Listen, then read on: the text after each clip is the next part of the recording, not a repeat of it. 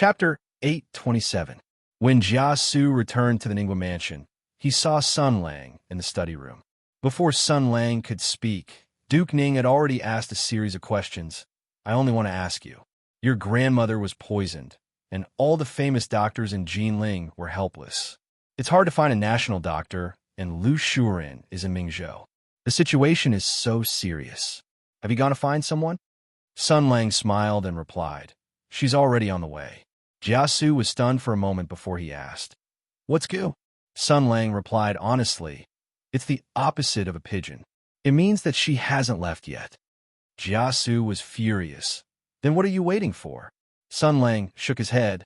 That's not how it works. Can Lu Shujin solve the problem? Was she sure that she could cure Grandma? Is it a good idea to leave Jinling? Jia Su gritted his teeth. She's your grandmother. I don't need you to remind me. Sun Lang said calmly. There's no guarantee to find a doctor. The best way to solve this problem is to get rid of the person who poisoned her. Do you really not understand? Jia Su was stunned. What do you mean? Sun Lang sneered. What do I mean? Last night, when I sent out the blazing angel, we were attacked by an unknown person. At the same time, the government office, Ningguo Mansion, and even Rongwa Mansion were targeted. If I wasn't prepared, the situation would be 100 times worse. Uncle, our enemy is waiting for me to leave Jinling. You're a wise man. Tell me, should I leave now? Jia Su said coldly. If you left last night, you could have come back this afternoon. So, do you want to waste your time here with the enemy? What if your grandmother can't hold on anymore? Sun Lang said slowly, Life and death are fated. This is something that can't be helped. The only thing I can do is to send a few more people to accompany her so that she won't be lonely. Jia Su growled, She's already dead. What's the point of taking revenge? She worked hard her whole life. Are you going to let her leave like this? Huh. I will try my best not to let such a thing happen. What you said is only the worst possibility. Sun Lang's tone was very cold and calm. In the face of an external enemy, we should fight side by side. The more despicable the enemy is, the more we cannot compromise with them. Uncle, what are you doing now? Prince Zhongshan's people poisoned your aunt, but instead of killing them, you're here blaming your nephew. Only a pig would do such a stupid thing. Are you a pig? How dare you speak to me like that? Jia Su was enraged. Sun Lang spread out his hands. Come on, in your eyes, I'm already an evil creature who doesn't care about my grandmother's life. What's so strange about mocking my uncle? Of course it's strange, Jia Su said slowly. I really didn't expect you to be so cold-blooded. Sun Lang said, Oh, so what do you think I should do now? My blood boiled as I drove the blazing angel to Ming province. Along the way, I encountered a lot of enemies. After I killed my way out of the encirclement and arrived at Ming province, I encountered another round of enemies. By the time I made my way back, the well-prepared Prince Zhongshan's mansion had already ambushed Rongwa Mansion. They killed and captured a lot of people. Not only that, while I was rushing back and forth, the Bai clan castle was also uprooted. He smiled. What do you think I should do when that time comes? Like you said, when that time comes, what's the point of killing more people? Why don't you guys understand why I'm staying here? Why don't you guys understand why I'm here? Don't you know the ultimate goal of the person who set all of this up? Sun Lang asked a series of questions. The smile on his face showed deep fatigue and a hint of impatience. Especially you, Jia Su. His tone gradually turned cold. A few days ago, that's not what you said. You said that the most important thing is me and Xiang Dao. As long as the two of us are alive, Jia family will have hope. You mean, when necessary, Rongwa Manor and Ning Manor could be abandoned. Now, you're asking me why I don't care about grandmother's pain in life. The contrast is too great. From a wise man with foresight and decisiveness to a short-sighted retard. Do you really think I can't see it? Do you really think I don't know what happened? You are too impatient. You have lost your mind. You're not even calm. Prince Shan is dead. He told you something before he died, didn't he? There are some things left on his body. Those are the things he told me. This is a trick to sow discord. It looks clumsy, but it's effective. Because the trick to sow discord is the truth. Sun Lang looked at the stunned Jia Su and slowly said, "You should have pretended that you didn't know anything. It's the greatest blessing to be stupid. Smart people often die faster than fools. But at least you'll die with more understanding than fools." Jia Su moved. A clear and flawless sword chi shot out from his eyes. In an instant, a crystal-clear short sword appeared in Jia Su's hand. The Imperial Army's pearl sword, bestowed by the Imperial family. It was the family treasure and the sword of the Jia family head. Sun Lang caught the blade with 2 fingers and easily dispelled Jia Su's attack. He looked at the Imperial Army sword and said, "It looks good. This thing should be mine." Jia Su gritted his teeth and said, "It will never be yours in this lifetime." Sun Lang chuckled and said, "Don't be so sure." Just as he finished speaking, Jia Su felt his eyes brighten up. The sound of pearls and jade falling onto a plate rang out, and a dazzling sword chi flashed. This was clearly the sword chi of the pearl sword, but its target was... He screamed, and his hand went numb. He staggered backward, and his legs gave way, and he fell to the ground. Sun Lang had already held the pearl sword in his hand. The jade-like short sword was humming and emitting a clear sword chi. It was more dazzling than ever. Sun Lang looked at Jia Su in disbelief and said with a smile, "Wow, your sword is great." Jia Su suddenly yelled, "Someone!" Sun Lang said impatiently, "Save your energy. Even if you scream yourself hoarse, only 3 people can hear you. One is you, one is me, and one is... It's me." Someone walked in from outside the door. His head was slightly lowered and his face was expressionless as he walked to Sun Lang's side. It was Jia Sherdao. Jia Su widened his eyes and said in shock. Jia Sherdao said in a low voice, "Father, this is the only way." "I'm sorry, you're too stubborn." "It's weird, isn't it? Also, don't look like that. And you, I'm talking to you too. Sherdao, you and your father are making me look like a bad guy." Sun Lang threw the pearl sword to his brother and said, "It's yours. This is the certificate of the head of the family. Take it out and scare your family members and servants." Jia Su already knew what Sun Lang wanted to do. He said angrily, "Despicable." Just as he was about to struggle, he was kicked over by Sun Lang. "I've already said it. It's obviously the enemy who poisoned us and tried to sow discord. You actually kept attacking me. I'm also a victim. Damn it, is there still any law? So, Uncle, you're already old and confused. Give the opportunity to the young people." Jia Sherdao looked sympathetic. "Brother," Jia Su also shouted, "Traitorous bastard. I'm your biological father, and you're in cahoots with him. Do you know what you're doing? Just kill me with your sword." Jia Sherdao's body trembled. He mumbled, "Father." Sun Lang squatted down and said pleasantly, "Stop yelling. Admit it. Uncle, you're old. Let Sherdao replace you. We brothers will lead the Jia family into a new era. You should sleep for a while. When you wake up, maybe the world will be different." Jia Su still wanted to yell, but Sun Lang had already pointed at him. Even though Duke Ning's family had a long history and extraordinary skills, he was still not strong enough to face an opponent like Sun Lang. After being hit by Sun Lang's finger, he felt his consciousness fading away. In the dark, he heard Sun Lang's words. "Don't worry, it's okay. Take the sword out and announce your father's last words." "Oh, I mean the appointment. You're good at pretending to be an Imperial envoy. This is the 2nd time you've committed a crime, and it's someone you know. You'll be good at it." And then there was no more. The transfer of power in the Ning mansion went smoothly. After all, Jia Sherdao was his son and a general of Tianyuan. He had both ability and military achievements. It was just that he was scolded too often by his father, so everyone had the illusion that he was still a child. In fact, he had enough prestige and ability. The confidants and important members of the Ning mansion were all convinced and expressed their full support for the new leader. Then they joined forces against a common enemy and scolded the bandits who attacked Duke Ning. Everything was going smoothly, but the news still leaked out and reached Su Qin. "How interesting." Su Qin looked at the message in his hand and said, "He went to the Ronwa mansion this morning." His face was ashen and he came back in anger. Not long after, he declared that he was in a coma. He told his son, Jia Sherdao, to temporarily take over the position of family head and entrusted the pearl sword to him. Haha, poor Duke Ning, your son isn't even on your side. He stroked his chin and smiled even more happily. This sounds very interesting. Originally, Jiasu's connection was dispensable, but now it seems. Before he finished speaking, King Zhongshuan ran in excitedly. Sir, the heavens are helping us. The enemy has already panicked. We didn't send anyone to attack Jiasu. So from the current situation, Jiasu must have had a fierce argument with Jia Ying and then been put under house arrest. This is a great opportunity. Su Qin smiled. Your Highness is wise.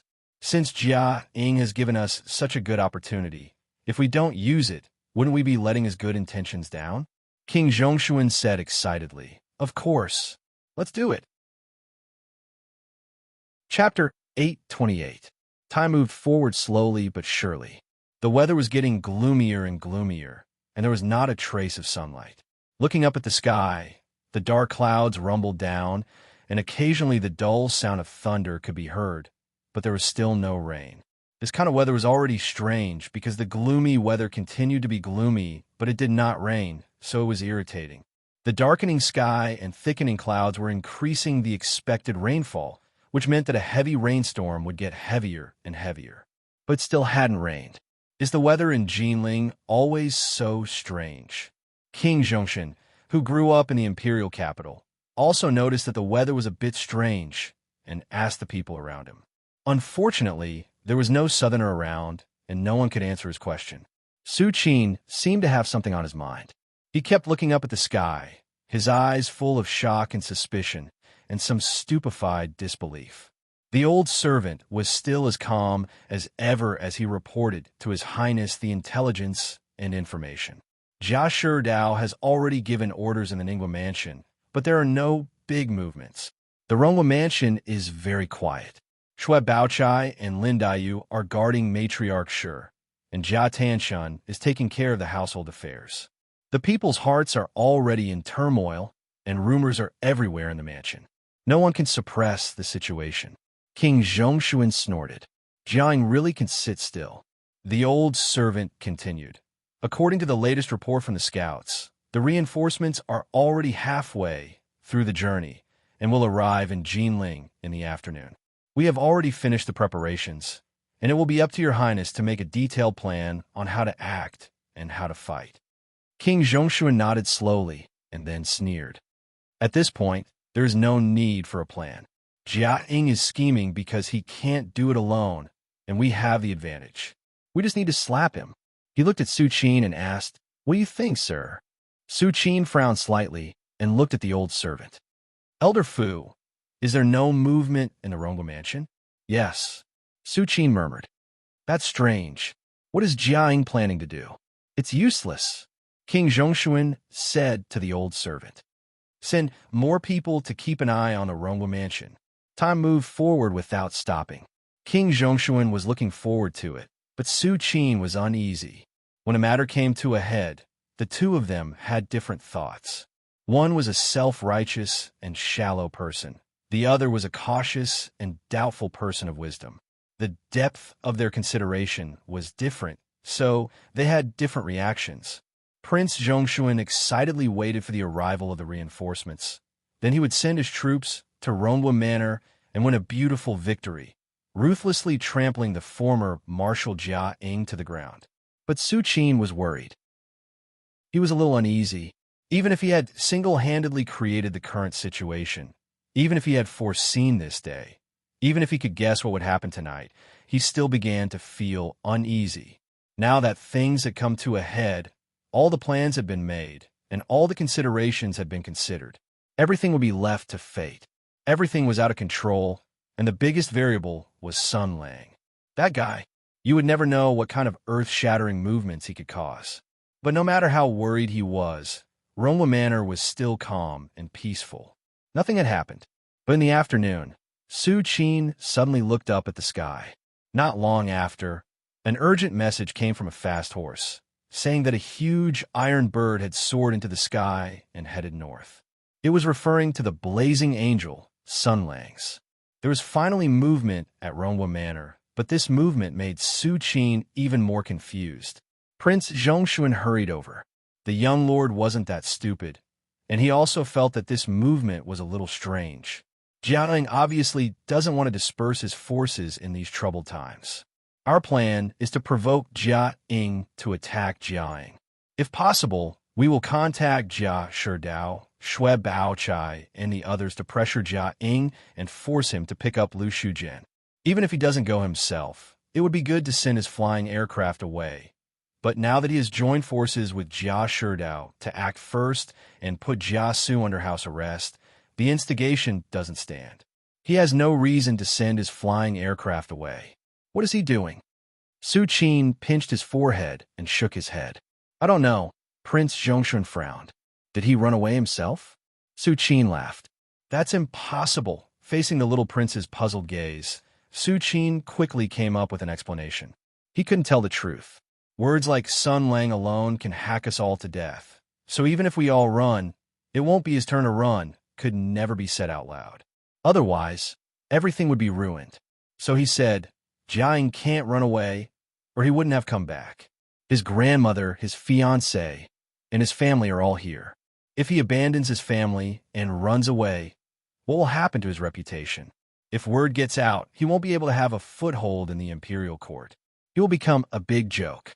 Prince Zhongshuan reluctantly accepted this reasonable explanation and smiled.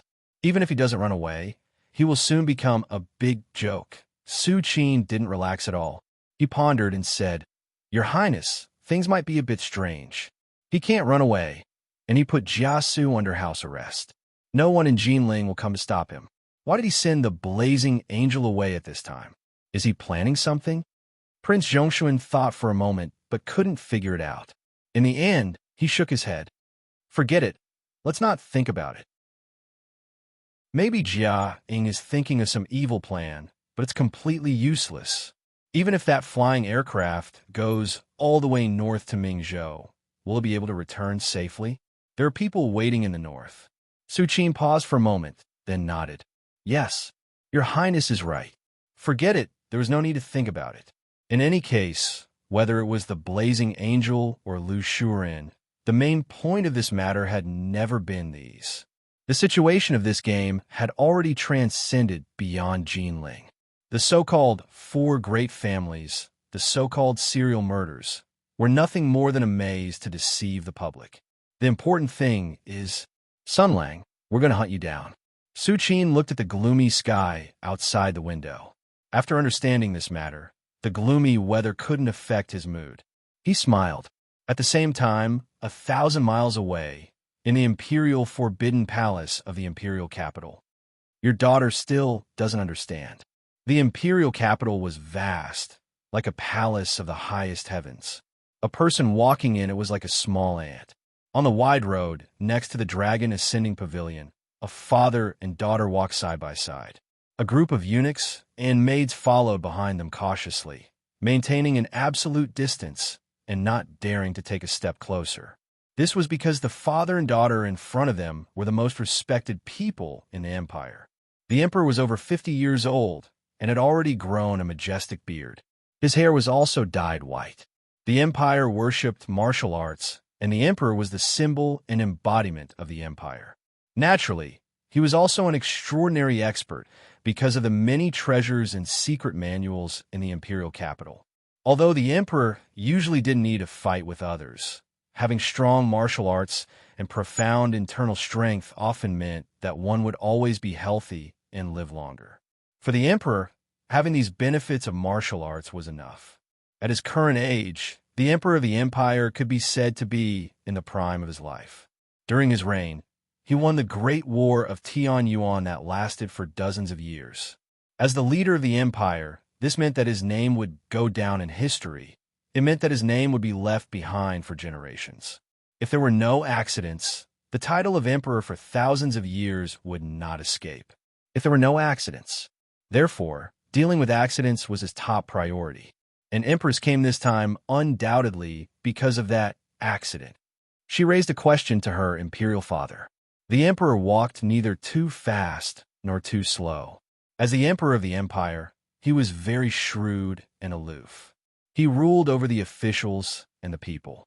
The emperor called himself a loner because he had no friends and never told anyone his thoughts. Over time, he became a real loner.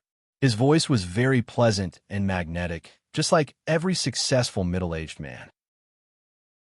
He was calm, generous, and polite on the surface. He said with a smile, "Sure, do you still remember when I took you hunting when you were 5 years old?" Empress thought for a moment and nodded. "I remember. You took me to hunt. When we were chasing a water-splitting horned rhinoceros, you taught me some hunting principles." A child with an excellent memory was naturally likable, not to mention that this was a shared memory between father and daughter. As both the emperor and her father, he felt gratified. The emperor smiled and said, "The top principles in the world are generally the same. For example, hunting. How do you hunt a powerful beast?" Empress said, "Patience and choice." Yes, that rhinoceros is very strong. Its skin is rough and its flesh is thick. Its vitality is extremely strong. In terms of strength and blood, there are very few warriors who could defeat it, but it still died in the hands of a group of humans who are far inferior to it. The emperor pointed to his head and heart. The key is patience and choice, because the beast is very fierce and powerful. The price of confronting it head-on is too high, so you have to surround it, consume its strength, and keep hurting it. But you can't hit it too hard, because if you hurt it too much, it will go crazy regardless of the consequences. It won't think of running away anymore. Don't hit it at its vital parts. This will make it immediately understand its current situation. You have to bleed it slowly, bit by bit. This is choice. You have to look at the long term. You can even let it take advantage of you, and let it feel that the situation is not so bad. So it will relax its vigilance and continue to fight. Just like this, you have to fight it patiently and choose wisely. In the end, it will realize that it has no strength and its blood is about to run out. The emperor said calmly, "Then we will win." Empress thought for a moment and nodded slowly. "I think I understand." "That's good." The emperor patted her shoulder. "You are very good. If you were not a woman, I am afraid that everything would have been settled by now. I know what you are thinking, and I have never stopped you. If a woman wants to sit in that position, she has to do more than a man. I am watching." Empress nodded calmly, not arrogant or impatient. "How are the arrangements in the castle?" "Everything is ready." "That's good. Let's bleed it a little." After the emperor said a few words of encouragement, he left. The eunuchs and palace maids who followed him bowed to the empress concubine and then hurriedly followed their master. The great general of heavenly strategies stood in place and watched her father leave. Looking at his back, the most famous princess of the dynasty gently bit her lip. She did not understand. At least, there was one thing she did not understand. In her mind, she recalled the scene when she was 5 years old. Besieging and killing that ferocious beast was not an easy task. There was a price to pay. She had a good memory, and the memory of that day was particularly vivid. Even though they were patient and careful, they still paid a great price to hunt that ferocious beast. There were a total of 120 guards. 7 of them were killed, 15 were seriously injured, and 37 were slightly injured. Only then did they bleed the beast dry and exhaust its strength. She remembered the scene, the dead, and the injured. She remembered that her imperial father had almost been injured as well. She also remembered that her imperial father had stepped on the beast's head and laughed complacently. She remembered that her imperial father had heavily rewarded the imperial bodyguards. Those who had died had pensions. Their families had received excellent care. Their children could enter the National Martial Arts School to practice martial arts. Those who were alive had also received good treatment and rewards. Everyone was satisfied, and even the dead felt satisfied. She also remembered the grateful faces of those guards. They were brave enough to show their bravery to the king, and they were willing to sacrifice their lives anytime and anywhere. There were too many such people in the country. For her father, the price of dozens of casualties was not worth mentioning at all, because the benefits and pleasure of killing that ferocious beast were far more than all the casualties. But that was just a besiegement. Empress felt a little cold in her heart. There was one thing she didn't dare to ask. There was no kinship in the royal family, and the emperor was a loner. Even if it was his own daughter, he would still have some reservations. Just like Empress, she didn't take her father's hint and encouragement to heart. If you want to be the emperor, you have to be clear that you can't trust anyone. Therefore, Empress only dared to put that question in her heart. Father, this besiegement is different from the past. The enemy is not a clumsy beast with only brute force and blood. He is cunning, powerful, and full of patience. He knows how to choose and is driven by hatred. He is the most deadly hunter in the world. But you seem to have the victory in your hand, and you don't feel anxious or anxious at all. Is it because you already have the victory in your hand? Or, just like last time, you didn't care about the dozens of casualties? Is it the same this time? In your heart, if you can hunt the prey this time, no matter how big the price you pay, no matter how many losses you suffer, it is not worth mentioning at all. Is it like this? But this is your country. The people who died this time are not as many guards as you want. The people who died this time may be many, many. Even so, it doesn't matter. The wind in the imperial city was strong. Empress suddenly felt very cold. Chapter 829. King Zhongshuan was very angry. How could this be, he thought. He was clearly going to get it done tonight. Although he had experienced the insignificant episode yesterday, the overall situation and the advantage were on his side. The timing, location, and people were all in his favor. Other than the geographical advantage, he had everything else in his hands. Jia Ying's audacity, faking an imperial edict, and stirring up trouble in Jinling. These were all petty tricks. Once the imperial power swept over them, they would immediately collapse. Without the support of the imperial power, they would have to meet force with force. But when it came to war, one had to rely on numbers and the strong to bully the weak. He wrote a letter and called for many helpers.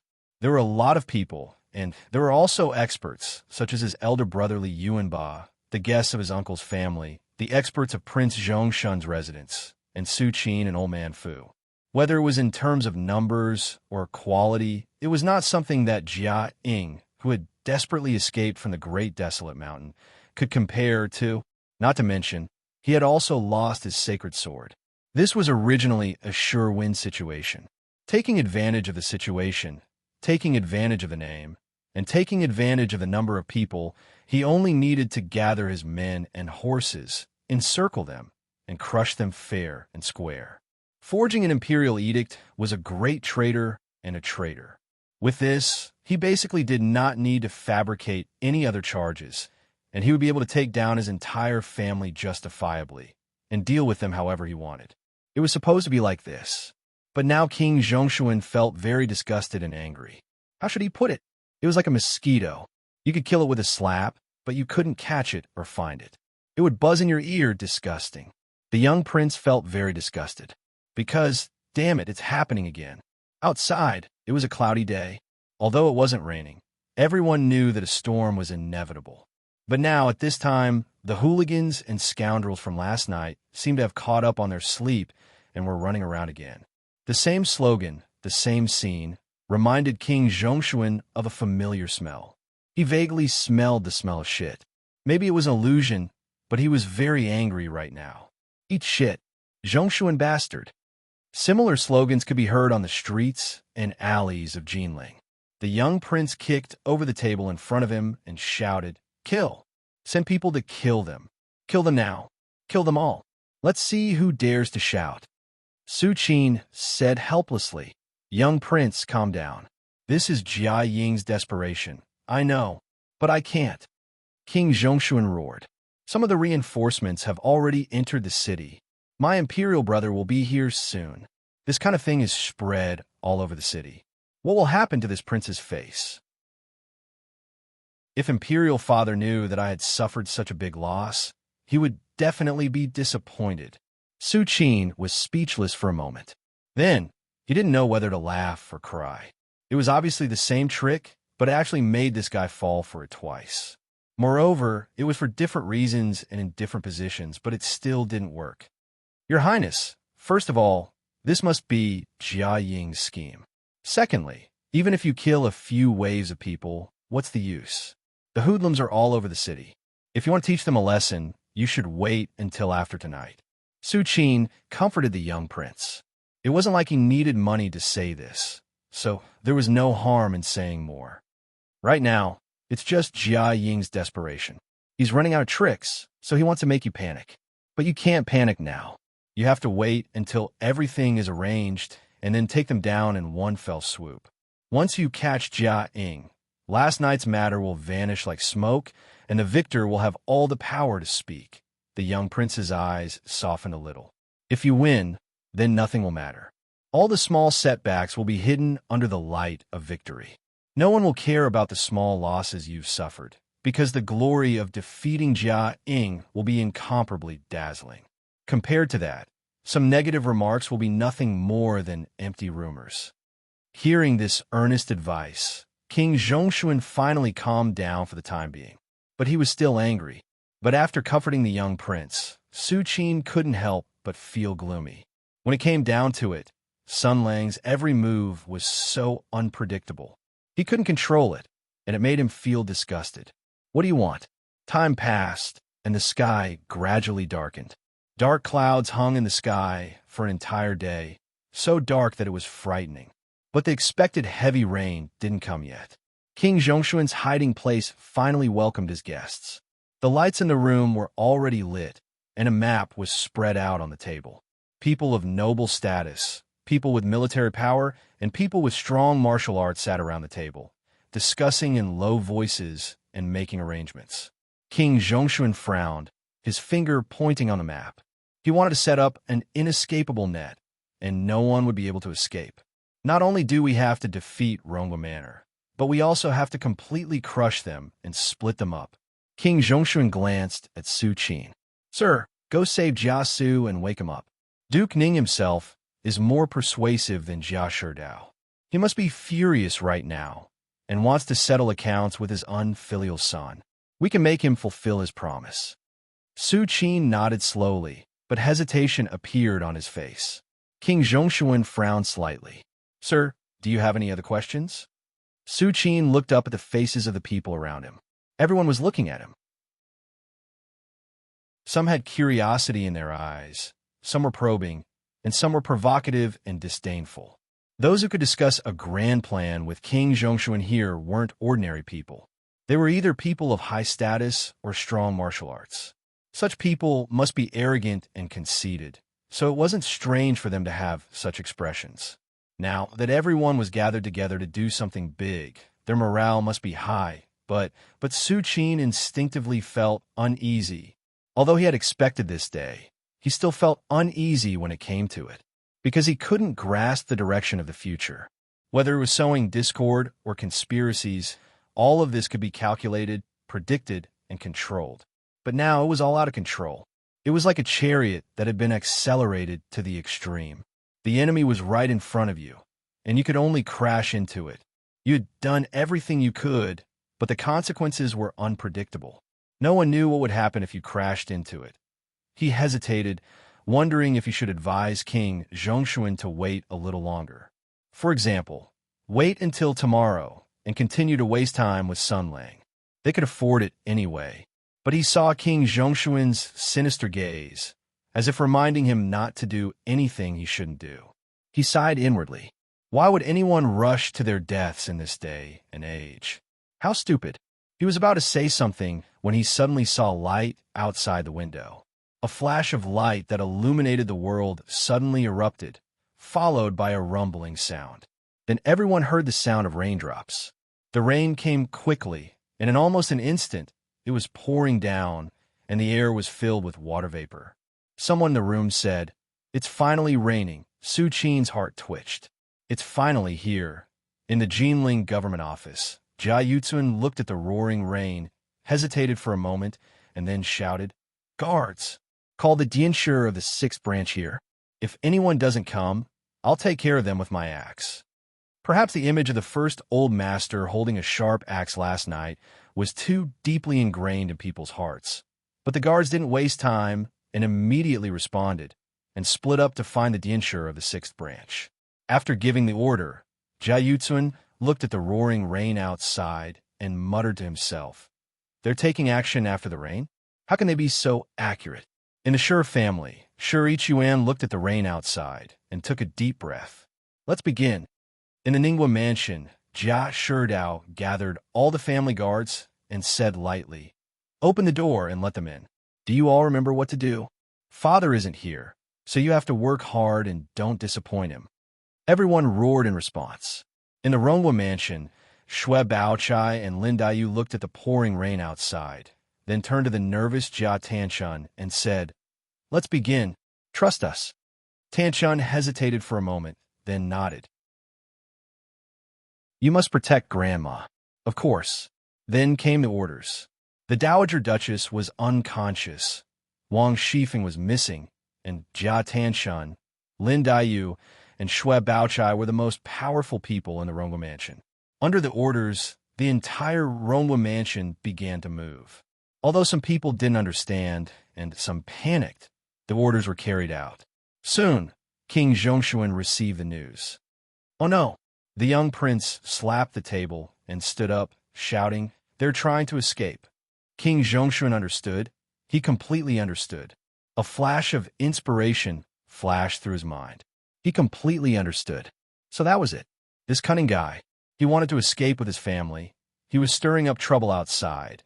He was calm and unmoving like a mountain. It was all to cover up his true motive. Indeed, all the men in the Rongwa mansion were dead, and Jiang only had a few real family members. 1 or 2 carriages could take them all away.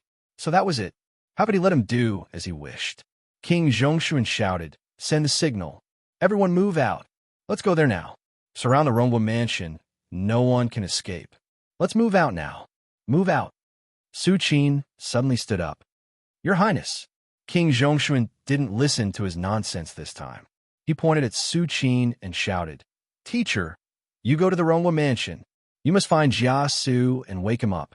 We're going to the Rongwa mansion now. Send the signal immediately. Have the people lying in ambush move out quickly. Guard the gate. Charge into the mansion. Take control of the men and occupy every corner. Don't let anyone escape. Don't let the enemy's scheme succeed." Everyone roared in response, then immediately left. As for Su Qin's stunned and enlightened gaze, who would pay attention to a mere strategist? Although it was raining heavily, the special signal flare from Li Hui still exploded in the air. Then a roar sounded in the dark city. The troops that had been arranged in advance and the well-prepared elites rushed out of their hiding places in the shortest time possible. Their murderous aura tore apart the curtain of rain. King Zhongshuan put on his raincoat and mounted his horse. He pulled out his gleaming saber and galloped through the rainy night, shouting, "Jiang, I'm coming to kill you." Chapter 830. People had human nature, but they also had bestial nature. The elements of war and destruction were rooted in the blood. People had evil in their hearts. Sometimes, they only needed a small catalyst to turn an honest farmer into a cruel and bloodthirsty demon. Some things once started couldn't be stopped, just like the current King Zhongshuan. The moment he mounted his warhorse and unsheathed his long blade, the blood in his entire body began to boil. Behind him were his loyal and devoted guards, and the rumbling of the horse's hooves shook his ears. He led his men to charge through the curtain of rain, and charged towards the destination he had long memorized. This was his plan, his revenge, his great undertaking. Tonight, he would take a crucial step towards the supreme throne. Yes, it was very simple. All they had to do was to crush them. Elite troops, top-notch experts, and a well-planned encirclement net would overwhelm them. No one would be able to escape. A cruel smile appeared on his lips. Tonight, the heavy rain, just like the weather, brought despair to everyone. Not only Jia Ying, but everyone in the Rongwa manor. No one would be able to escape. They would cry in fear, struggle, and collapse in the rain. No one would be able to save them, just like no one would be able to stop all of this. Su Qin moved through the rainy night. Even if he could use his internal energy to block the raindrops, he did not do so. This think tank of the Wong Fu used a thick cloak to cover his entire body and quickly flew in the direction of Ningwa Fu. When he heard the hurried sound of horse hooves, he even tilted his head to look in that direction. He saw the little Wang Yi wildly shouting in the rain. The madness before destruction. Humph. He sneered in his heart.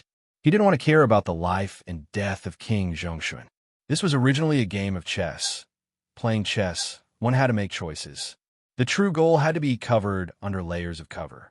Everything else could be sacrificed, as long as the final goal could be reached. What Jinling, what Rongwa Manor, what Old Matriarch Shi, what King Zhongshan Manor, none of them were important. The important thing was Sunlang. The important thing was that they wanted to hunt you. They wanted to leave a light but painful cut on your body. Because they wanted to hunt you, this was only the beginning, and they wanted to wait for you to step into the final trap. This was the ultimate goal, and all actions had to serve this goal. For this, there were too many people who could be sacrificed, and for this, there were too many methods that could be used as long as this goal could be achieved. And Su Qin's current actions were to ensure that the ultimate goal could be achieved. His strength was extraordinary, his kung fu was unfathomable, and his speed was even faster than a horse. Not to mention, it was a stormy night, so no matter what, the speed of a horse would be slower. Therefore, he was able to catch up with King Zhongshuan from afar. He saw that the city was already in chaos, and the sound of hooves and hooves could be heard everywhere. He did not know how many people were moving in the dark. Horses, people's roars, and swords flashing. Countless malicious intentions tore apart the curtain of rain. They would be put to good use. Perhaps your martial arts are strong enough to kill all of them, even in a head-on confrontation. But now, on a stormy night, people who have long been prepared are attacking from all directions. Their malice is endless, and everyone is unafraid of death. Even if you take action to get rid of them, how long will it take? How troublesome would that be? During this period of time, how many disturbances would the people of Rongwa Manor suffer? How big of a commotion would the entire Jinling city cause?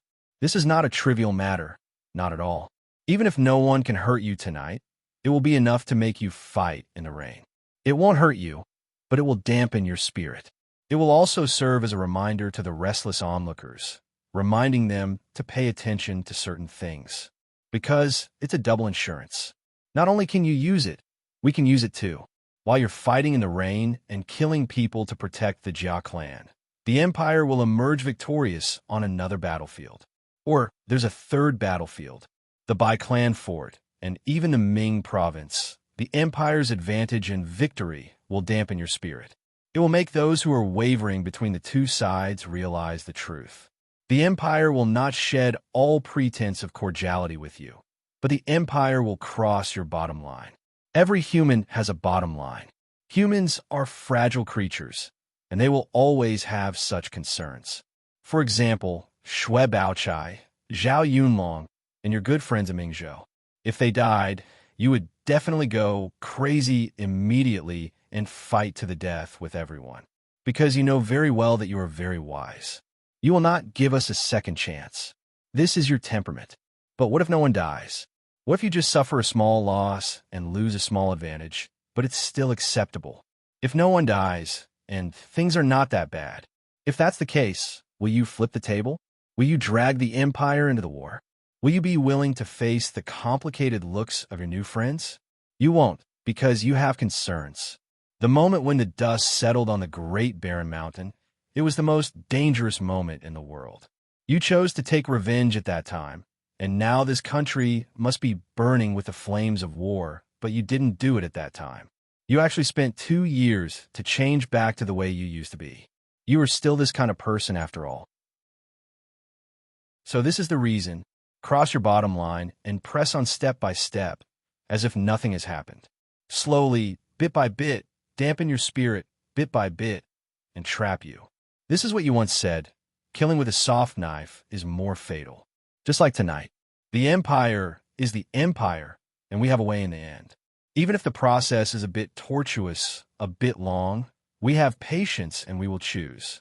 As long as we can hunt you down, as long as we can take you down, then all of our efforts and sacrifices will be meaningful.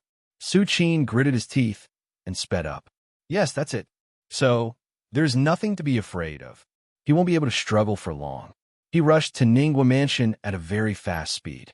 Su Qin soon found the elites who had been lying in ambush nearby. He listened to the sound around him. As the signal flare was sent out, all the arrangements were launched together. The original plan was to set fire to the mansion, but under the heavy rain, no fire could burn. But it didn't matter. He heard the roars and roars resounding in the surroundings. He didn't know how many people had surrounded Rongwa Manor, but they kept letting out intimidating roars. The door had been broken, and the threat of slaughter and plunder had descended upon this dilapidated manor. It was facing the last catastrophe.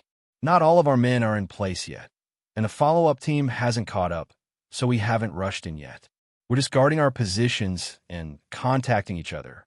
Don't let anyone escape. The captain guarding here quickly reported, Ningguo Manor is also in chaos.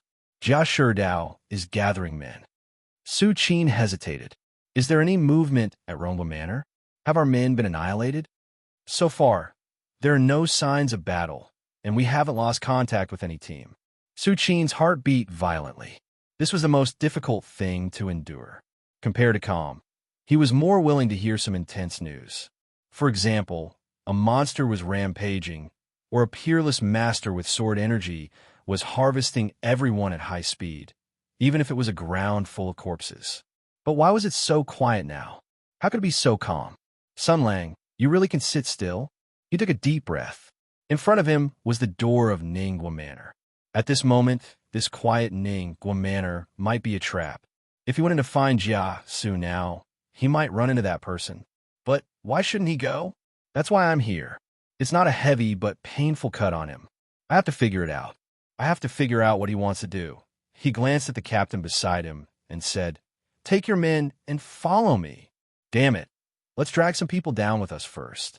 Su Qin was the military advisor of the Wang Mansion. He had a high status and the power to give orders. Naturally, no one questioned his orders, and they were carried out thoroughly. A team of elite men of sacrifice and armor followed him over the wall and rushed into the Ningguo Mansion. Where is Jia Su? The captain answered, I heard he was injured and unconscious, so he's moved back to the backyard. Let's go there. Su Qin thought. Jia Su is still useful, so don't hurt people. At this time, the movements in the surroundings seemed to have affected the sensitive nerves of the Ningguofu. The maids and servants who did not have the ability to fight were confined in the house, and the courageous guards were gathered together. This actually caused the internal defense to be empty, forming a vacuum belt that could be driven straight in. When they rushed in, no one stopped them. The men of sacrifice were stunned, and Su Qin felt uneasy. But even if he was uneasy, he had to go in. Su Qin knew the layout of Ningguo Manor by heart. He pushed aside the trusted aide guarding the door and rushed into the room amidst the screams of the servant girls. Jia Su was lying on the bed with his eyes closed. Su Qin's heart jumped, and he assumed a defensive posture. If this was the case, Sun Lang might be hiding in the dark and want to sneak up on him. But the next moment, he let down his guard. The reason was simple. If Sun Lang shamelessly hid and sneaked up on him, he would not be able to dodge it. He charged at Jia Su and slapped his body repeatedly. His true qi circulated and his inner strength rose. After a while, Jia Su opened his eyes. Little bastard. Su Qin patted his face and let out a long sigh. You still mean what you said before, right? Jia Su's eyes suddenly turned cold. Of course. Then follow me. Jia Su, the first variable, had successfully joined the battle. This meant that the battle tonight was about to reach its climax. At least, Jia Sherdao would not be able to stop his own father. It also meant that Sun Lang was going to have a public falling out with his uncle. 1,000 miles away, nearby castle, a group of people appeared in the dark. The leader was a man and a woman. The armor behind them spread out silently. The man was silent. A moment later, the woman broke the silence. She looked at him and smiled sweetly. Medicine Master, shall we begin? Let's begin. Persuade them to surrender. Don't start a war easily. Take down by castle as quickly as possible and maintain order. This is our mission. Amid the clanging sound, it was as if the moon had descended from the sky. A stunning cold light was unsheathed, and there was a faint dragon's roar. This was the flying sword dragon reclining moon of the 24th Regiment of the Imperial Army. Beside him, a phoenix's cry resounded. A river of fire flowed into the sky, and a shining light cut through the dark night sky. 8 sounds of Ganjo, great saber phoenix flash fire. Chapter 831. Putting on a raincoat, Jiasu and Su Qin rushed out side by side. He heard the shouts from afar and felt the strange atmosphere in Ningbo Mansion. He asked loudly, "What's going on?" Su Qin answered concisely, "Sun Lang is probably running away." Jiasu was stunned. "What?" The wise man said. "Is it hard to understand? He only wants to protect a few people. He can take a carriage away. No matter how many soldiers come after him, he can still hold them off." Jiasu said angrily, "Child's play. Child's play. Is he going to run away?" Su Qin was faintly angered by the question. In fact, he also didn't know what Sun Lang wanted to do. This bastard never played his cards according to common sense. "If you ask me, how would I know?" "You'll understand when you get there," he said. "Remember our arrangement?" Jiasu shouted coldly, "I should be the one asking you that. Remember our agreement." "Of course," Su Qin said. "I've never hidden anything from you." The two of them rushed all the way to the east with a group of henchmen. Gradually, they heard voices. A small door had been opened on the eastern wall of the Ningbo Mansion, and people were rushing in. Other than that, they could hear Jia Sherdao shouting, "Come here, come here, come here. Follow the crowd. Someone will take care of you." When Jiasu heard the voice, he could not help but be enraged and roared, "Little bastard." Even though it was a rainy night, the loud and angry roar with internal force could still be heard from afar. The voice was very familiar, and even Jia Sherdao and the soldiers who were responsible for maintaining order were shocked. Jia Sherdao looked back in disbelief, and he could see the man's face mixed with surprise and fear from afar. It was as if he had done something bad and was caught red-handed by his father. He called out to his father with mixed feelings, his voice full of uneasiness and anxiety. But Jiasu didn't give him a chance to speak. He pointed at him and scolded, "Bastard, what are you doing? Unfilial son, if you want to rebel, why don't you just kill your father with a knife?" As soon as these words came out, the crowd went into an uproar. Although they didn't know why the old master was clearly unconscious, but they weren't stupid. With just a few words, they could tell that something was wrong. The smartest people had already distanced themselves from Jia Sherdao. Jia Sherdao froze for a moment, then shouted, "Father, now is not the time to talk about this. First, let all the people from Rongwa Manor in, then organize a defense. There are many people with bad intentions outside. Little bastard, you even want to lay your hands on your own father. How can you be so kind? Who knows what you're up to?" Jiasu strode over and yelled, "Men, tie this little bastard up." Things were going too fast, and the family guards were all confused. They looked at each other, not knowing what to do. Jia Sherdao looked at the vigilant people around him, and his handsome face became ferocious. He shouted, "Father, don't force me. And all of you, what are you looking at? I have a gold medal here. Are you going to act rashly?" Jiasu shouted, "His gold medal is fake." Jia Sherdao roared, "Father." The father and son stared at each other for a moment through the pouring rain. Jia Sherdao's face looked sad as he murmured, "Father, don't force me. Now is not the time to joke. It's almost too late." Jiasu was silent for a moment, then suddenly waved his hand dispiritedly. "Help me knock this little bastard out." Of course, this was for Su Qin. No matter what, it was not good for father and son to kill each other. Su Qin understood this feeling. He was half vigilant and half irritated. When was a hidden arrow the most threatening? It was when it was not shot out. Until now, Sun Lang had not made a move. This made him feel very bad. "Let's take down this little guy first." Thus, Su Qin moved and rushed toward Jia Sherdao. Jia Sherdao looked at the stranger in front of him and was confused for a moment. "Who are you?" Then he knew that it didn't matter who it was. Murderous intent flashed in his eyes. This was a critical and dangerous situation. He might not have the courage to fight with his father, but he did not mind killing others, such as the person who was blocking his way. The sword gleamed brightly, and the white, jade-like short sword pierced through the middle, creating a stunning sharpness. The Imperial Army's pearl sword. Su Qin was shocked. It was just a piece of scrap metal. He used his finger to meet the tip of the sword. This move sent his weapon flying, and the next move would take down this kid.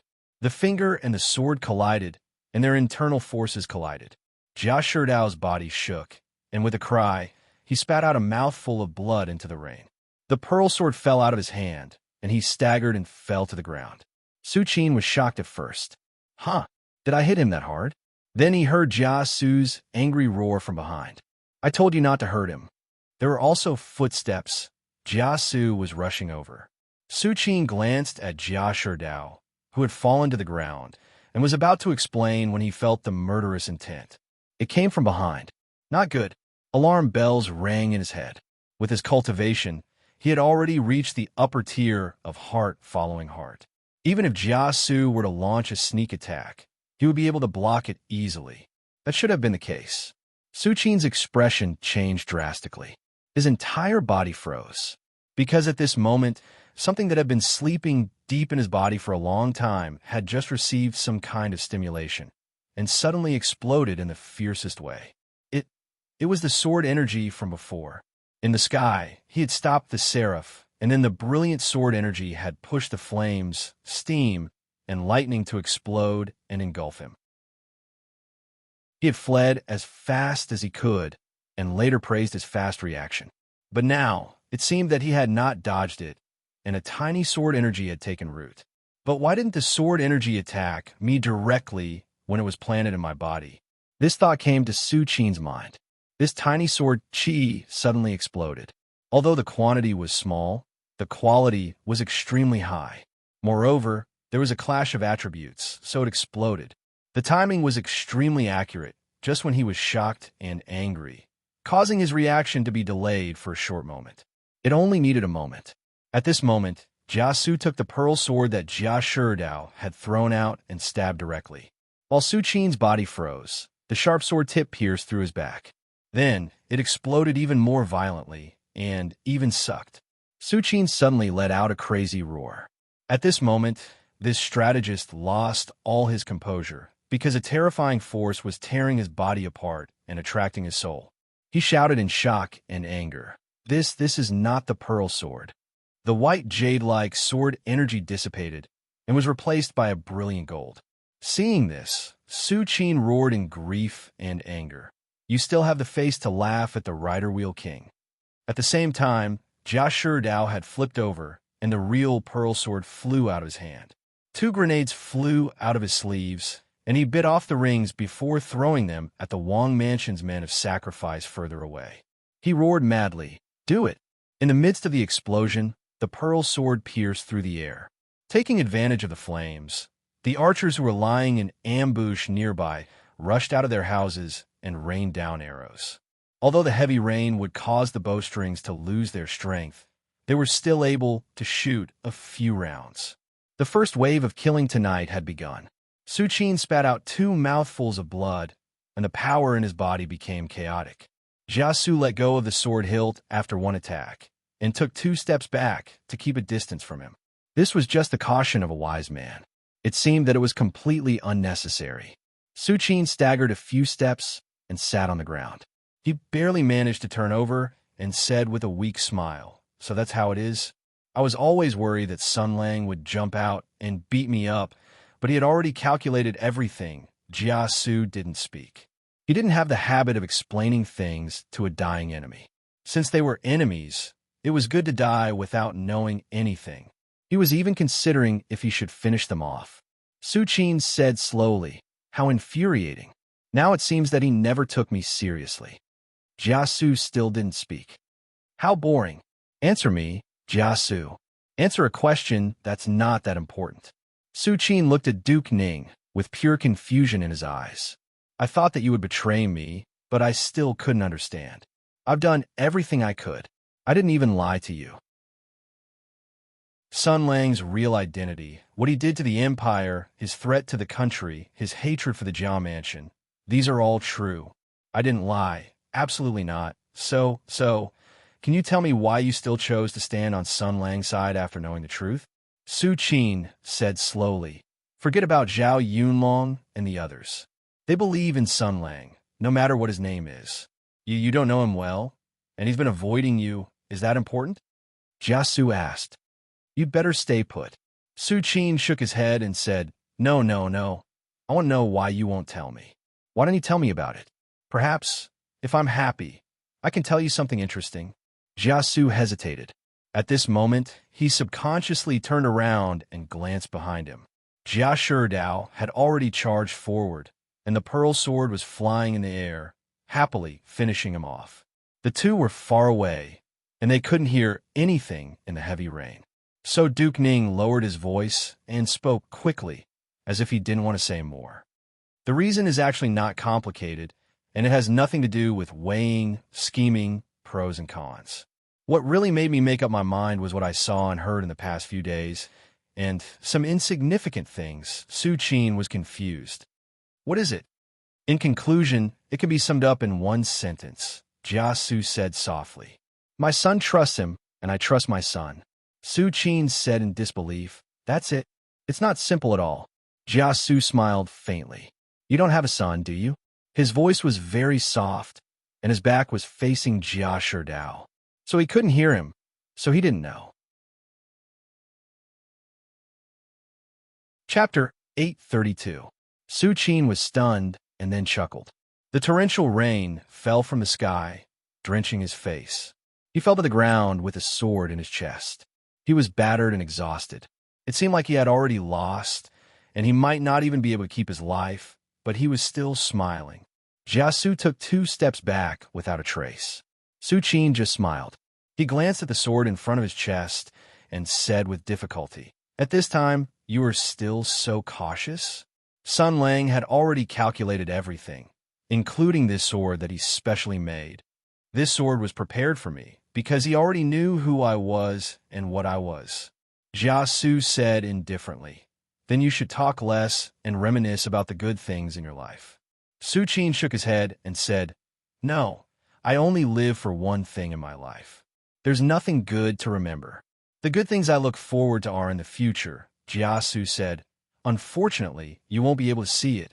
That's not necessarily true. Su Qin's smile was somewhat gloomy and expectant. Do you think you've already won? Jia Su frowned and said, What are you trying to say? Su Qin simply lay on the ground with his hands and feet spread out, forming the character. He looked like he was about to face Su Qin and said indifferently, Do you think I will say it? Jia Su said, Sherdao, call your brother here. Jia Sherdao was almost done with the last hit. He answered loudly, Yes. Su Qin snorted. Sun Lang. He's only one person. Tonight, by Family Castle, Jinling and even Mingzhou will attack at the same time. No matter how strong he is, can he cut through the void with countless clones? He can only focus on Jinling. There's nothing he can do about by Family Castle and Mingzhou. He looked at Jia Su and sneered. An old woman, sure. He can't even get a doctor. Jia Su's expression changed slightly. He said coldly, Where's the antidote? Antidote? Su Qin seemed to have heard the funniest joke in the world. He couldn't help but laugh with his eyes closed. Antidote? What antidote? It's not poison at all. Jia Su was shocked. He stepped forward and shouted, What did you say? Tell Sun Lang that he won't be able to escape. Su Qin forced himself to raise his head and gave Jia Su a creepy smile. I really wish to live a few more days and see with my own eyes. Then he broke down. Like porcelain, a shattered shell appeared on his face, and a demonic light shot out from cracks. A terrifying power surged in his body, and at the same time, the invisible sword in his chest emitted an even more dazzling light, suppressing the surging energy. Su Qin's face was already full of cracks. His lips trembled, revealing an unhappy expression. Fuck, you still want to self-destruct, you little bastard. You still have so many tricks up your sleeve. Then his entire body dissipated, turning into ashes that swept up into the sky and disappeared with the wind. Jia Su's heart sank. Everything had happened so quickly that most people did not even have time to react. Jiasu glared at them. What are you waiting for? Quickly evacuate the people of Ronghua Manor. As he spoke, he rushed forward and casually pulled a servant of Ronghua Manor and asked, "Where's the old madam?" "Third, miss." "Where are the two young mistresses?" The servant stammered, "Third, miss is evacuating us, but I don't know where the old madam is." Jiasu secretly gritted his teeth. Su Qin's last words were still echoing in his mind. This might be the last trick or the last threat, but it could also be the last scheme. He glanced in the direction of Ronghua Manor and clenched his fists. But in the end, he gave up and began to maintain order and assist in the evacuation. In the midst of his busy work, he looked at Ronghua Manor, which was next door, with mixed feelings. Jiang, no, Sun Lang, I hope you won't betray Xiangdao's trust. I hope you can do what you say. I hope you can handle everything well today. The chaos in Ronghua Manor was gradually getting out of hand. The battle cries outside were getting closer and closer, and the people surrounding the manor were getting into position. Perhaps in the next moment, they would launch an earth-shattering attack. In a hidden courtyard in the manor, Jin Yuanyang had already changed into a soft armor and held two Amei water splitters. She kept looking out of the window and said anxiously, "Young mistress, can we just stay here? Let's protect the old madam and rush out before the enemy closes in." Lin Daiyu calmly shook her head. "It's right here. It's very hidden. Don't worry, the reinforcements will come soon. The old madam's body can't withstand the bumps." Yuanyang glanced at the old madam lying on the bed, and her eyes gradually turned red. "If the old madam sees the turmoil tonight," Sister Lin said softly, "she will get better. Shui Baochai has already gone to pick up the doctor." Jin Yuanyang was stunned. Which doctor will be willing to come now? Moreover, several top doctors in Jinling have already come, but they are helpless about the old madam's condition. As soon as she finished speaking, there were hurried footsteps outside. Shui Baochai shook off the raindrops on her body and rushed in. She threw her raincoat aside and said concisely, "The doctor is here." Yuanyang looked back, but there was no one behind Shui Baochai. She said in surprise, "Young mistress." At this moment, the sword in Shui Baochai's hand rose into the air. A faint purple light appeared on the sword, and it flew toward the old madam. "Get out of the way. Let me see." Jin Yuanyang, stay away. The sword could speak, which was already very scary, not to mention that it knew her. Yuanyang was shocked. "You, who are you? How do you know me?" The sword's tone was a bit heavier. "Get out. Why do you always yell at me?" Sister Yuanyang saw Shui Baochai's eyes and walked out aggrievely. The sword floated in the air, and the light purple light continued to sprinkle on the old madam's body. Lin Daiyu and Shui Baochai walked forward. Sister Lin curiously asked, "Are you Aunt Lu?" The sword spirit said angrily, "No." Sister Lin nodded and then asked, "I see. Brother is trying to create a diversion. Anyway, he invited Lu Shujin, so it's the same no matter which one he invited. How did you come here?" The sword spirit heard this and snorted heavily. Everyone could hear the sullenness and annoyance in her voice. "Your husband is really a good-for-nothing." When he went back and forth between Jinling and the Bai family castle, he controlled the gold orb sacred sword to make a long tunnel underground. He was originally very good at doing this. Ever since he got Bai Yue's gold orb sacred sword, he has become the ancestor of pangolins and groundhogs. "That's how I came here." She said indignantly, "F***CK. I feel like I've turned into an earthworm. I can even smell the soil." Shui Baochai heard this, and her expression changed slightly. Then the Bai family castle, Lu Shujin said indifferently, "He has already arranged everything." Since he said so, and Xiawei agreed, "I came here. Aren't you doing the same thing?" Shui Baochai and Lin Daiyu looked at each other and couldn't help but smile. Suddenly, the sword spirit exclaimed in surprise, "How did this happen?" Sister Bao was shocked. She was just about to ask for more details when the shouting outside suddenly became several times louder. Lin Daiyu said indifferently, "They're here." Shui Baochai asked, "Sister Lu, what did you just say?" "The old lady's condition is very strange," the sword spirit said. "Her body seems to be At this moment, Jin Yuanyang jumped down from the roof and said anxiously, "Thieves! Thieves are coming this way. They seem to know where we are." Shui Baochai and Lin Daiyu's expressions froze at the same time. They looked at Jin Yuanyang with sharp eyes. Jin Yuanyang was stunned at first, but then she shouted, "It's not me. It's okay if it's you." Lin Daiyu put the spear in her hand down and said, "Close the door. Stay there and don't come closer. Don't act rashly. We'll continue to wait." Shui Baochai nodded. "Sister Lu, please continue." Jin Yuanyang opened her eyes wide. The thieves were coming in an instant, but these two young madams were not anxious. They said that there were reinforcements coming. Were they so confident? In the rainy night, Qingwen was running. It was impossible to say that she didn't regret it. Third Miss clearly arranged for the evacuation. Naturally, she had her reasons. She only needed to listen to the arrangement and help to evacuate the crowd. Why did she sneak out? She just felt that she couldn't just leave like this. This was the home that the old lady had guarded for her whole life. If she just escaped like a swarm of bees and left this place to the bandits, everything would be a mess. If it wasn't for the heavy rain tonight, she was afraid that those people would definitely set fire. Even if they didn't, everything would be in a mess because of them. The old lady was originally in a coma. After escaping from a manor in such a sorry state, she wouldn't be able to return for a while. If she suddenly woke up and saw such a miserable scene, who knew how sad she would be? With her body's bones, she might not be able to hold on. So at that time, she thought that no matter what, she had to bring something. She had to bring something. At least, it would be a memento and a hope.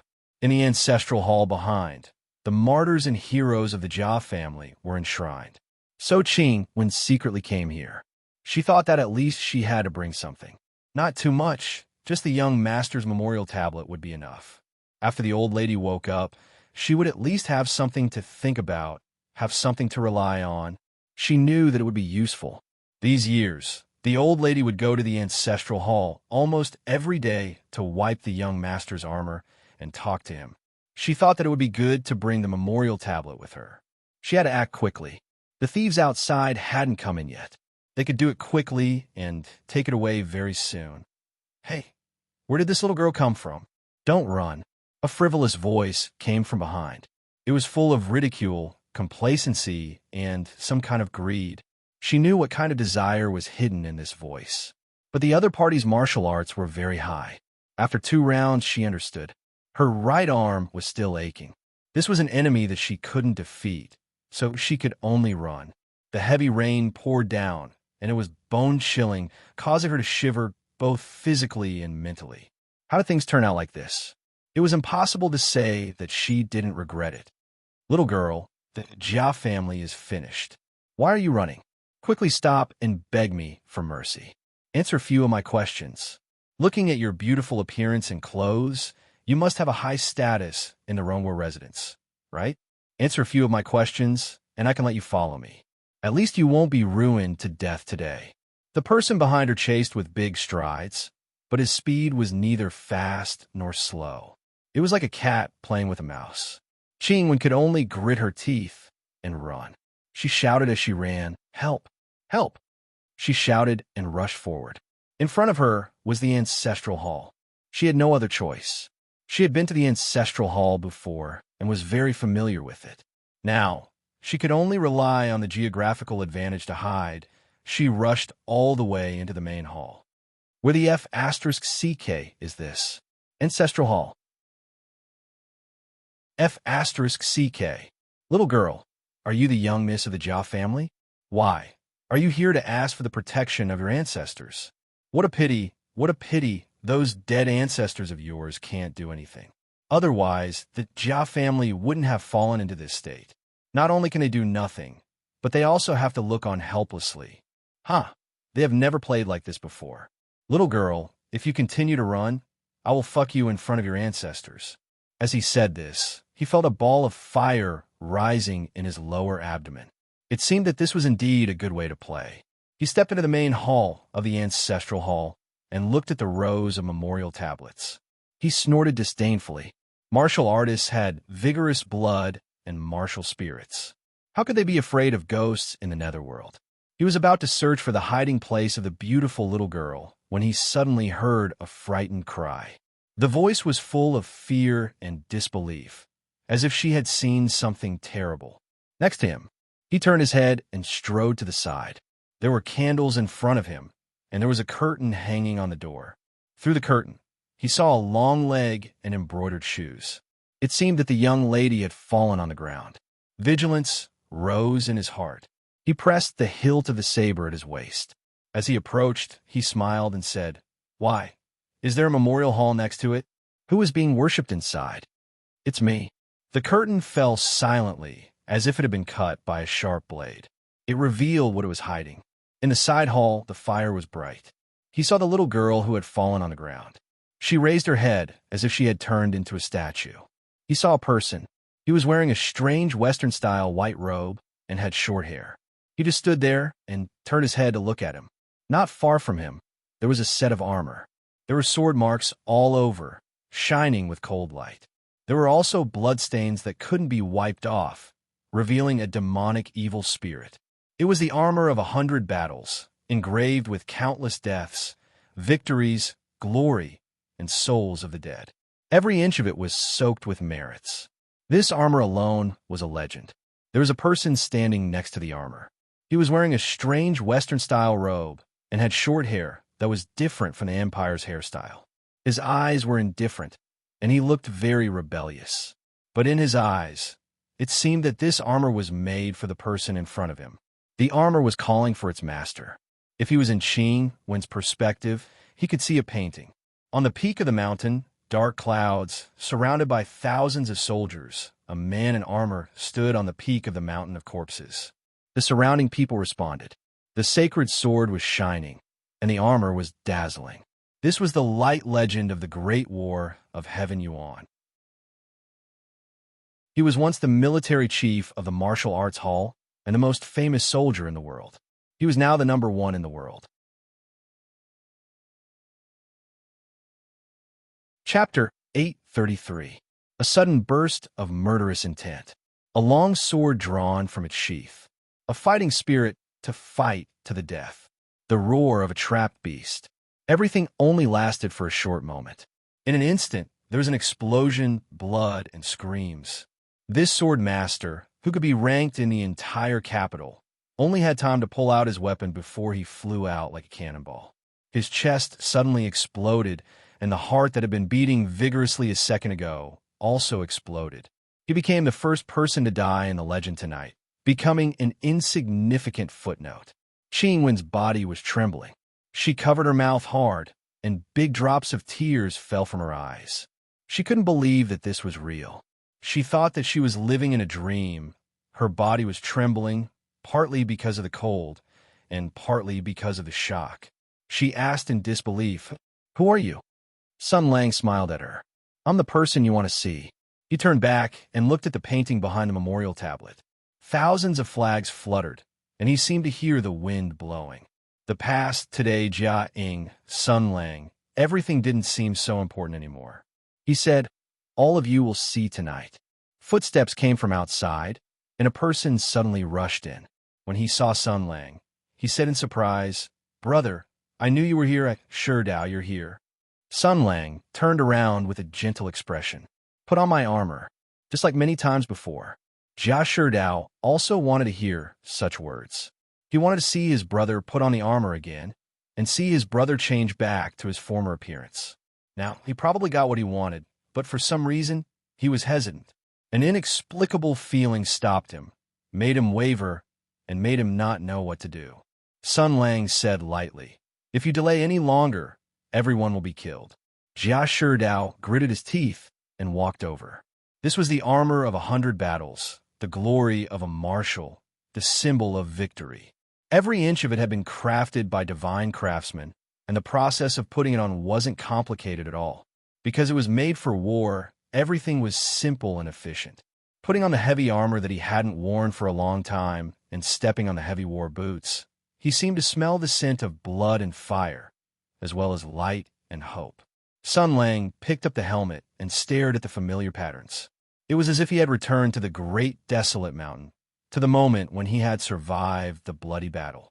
He had stumbled and walked a long road of blood and corpses. He first threw down the sword. This was the source of all pain and sorrow, the beginning of everything. Then he threw away the helmet. This was another person's identity, a fate imposed on him. Next was the cloak. He tore it apart in his hands and casually tossed it into the wind. That was the symbol of a hero, the banner of light, in both worlds, but he didn't want it. Finally, there was the armor. It was a symbol of everything that he had endured for the past 6 years. Now he picked it all up. It was hard to say what kind of mood he was in now. Maybe it was good, maybe it was bad. He didn't want to think about the right choice tonight. Maybe things were like this. He just did it and then accepted the consequences. He didn't let himself have regrets and didn't let those who cared about him feel sad. It was good enough that he could do this. No one would be hurt. No one would be disappointed. Everyone would see what they wanted to see. The kind people would be rewarded with kindness, and the evil people's schemes would not succeed. That was enough. He slowly put on the helmet. Finally, he nodded to Qingwen. Remember to cover your ears later. It might be loud. Qingwen struggled to stand up. She wasn't hurt. The girl gritted her teeth and said, I want to go with you. Sun Lang was taken aback. He smiled and said, sure, if you're willing. Then he left. The heavy footwear collided with the ground and made a shocking sound. Under the gaze of the heroes of the Jia family, he stepped on the journey. Jia Sherdao and Qingwen followed in silence. The sound of killing was getting closer and closer. The crazy people were provoked. On a rainy night, there was no resistance. The nature of robbery and destruction was boiling in them. But Qingwen just looked at the figure in front of her, and all her fear and uneasiness disappeared. Just like in the cruel Tianyuan battlefield, as long as there was a figure like this, victory would be in front. The raindrops parted around Sun Lang. He didn't get wet at all. His voice was calm, neither fast nor slow. It was as if he was talking to the people behind him, but also to himself. Tonight is probably a game. King Zhongshuan is a pitiful pawn. The chess player wants to break my spirit and slowly bleed me. At this moment, the Bai castle is most likely surrounded. Mingzhou might be threatened as well. As long as they can trap me in Jinling, one of their goals will be achieved. Sun Lang laughed as he spoke, like a child in a fit of pique. I won't let them get what they want. They were close enough. In front of them was the sound of boiling people. Most of the miscellaneous people in the mansion had been evacuated to the nearby Ningguo mansion. The courtyard here was where the last of the valuable people gathered. The ferocious enemies had surrounded the place. Jia Sherdao said in a low voice, should we kill them? No need, Sun Lang said calmly. You and Qingwen stay here and watch. Remember to cover your ears later. While Jia Sherdao was stunned, Sun Lang had already flown up. Even though he was wearing exaggerated heavy armor, he was like a ghost, flying up high as if there was no one around. The courtyard where the Dowager Duchess was hiding had been completely surrounded, as if they were hunters enjoying the process of hunting. King Zhongshuan did not give the order to charge in. Instead, he surrounded the place, brandishing the saber in his hand. Beside him were elite guards, and all around him were people who were highly skilled in martial arts. The situation was as stable as Mount Tai. He laughed heartily, and his voice was very loud. Jiaying, come out. Your grandmother, your wife, they're all in there. Tell me, what should I do with them? Huh? Should I set them on fire? Or should I rush in, catch them all, drag them out, and throw them into the muddy water? The young prince was using the privilege of a victor to his heart's content. The old servant beside him, Li Yuanba, Feng Luoshan, Ganshi Spear King, and the other top masters were all holding their breaths, paying close attention to all the movements around them. The name Jia Ying brought endless pressure to them. She was a legendary person. You couldn't be too careful. I was wondering if I needed a domineering entrance, but it seems that's not necessary. A calm voice rang in everyone's ears through the curtain of rain. Everyone looked up involuntarily. At the top of the eaves, the armor shone with cold light. Now that the clouds were dense, the night was like a curtain. Only the lamps and torches under the eaves shone stubbornly. It was very dark, but the people who came today were all powerful martial artists. They could see in the dark, and then they saw the person in the fluttering cloak. There was silence. All the noises, quarrels, laughter, curses, and strange cries were automatically restrained after they saw that person.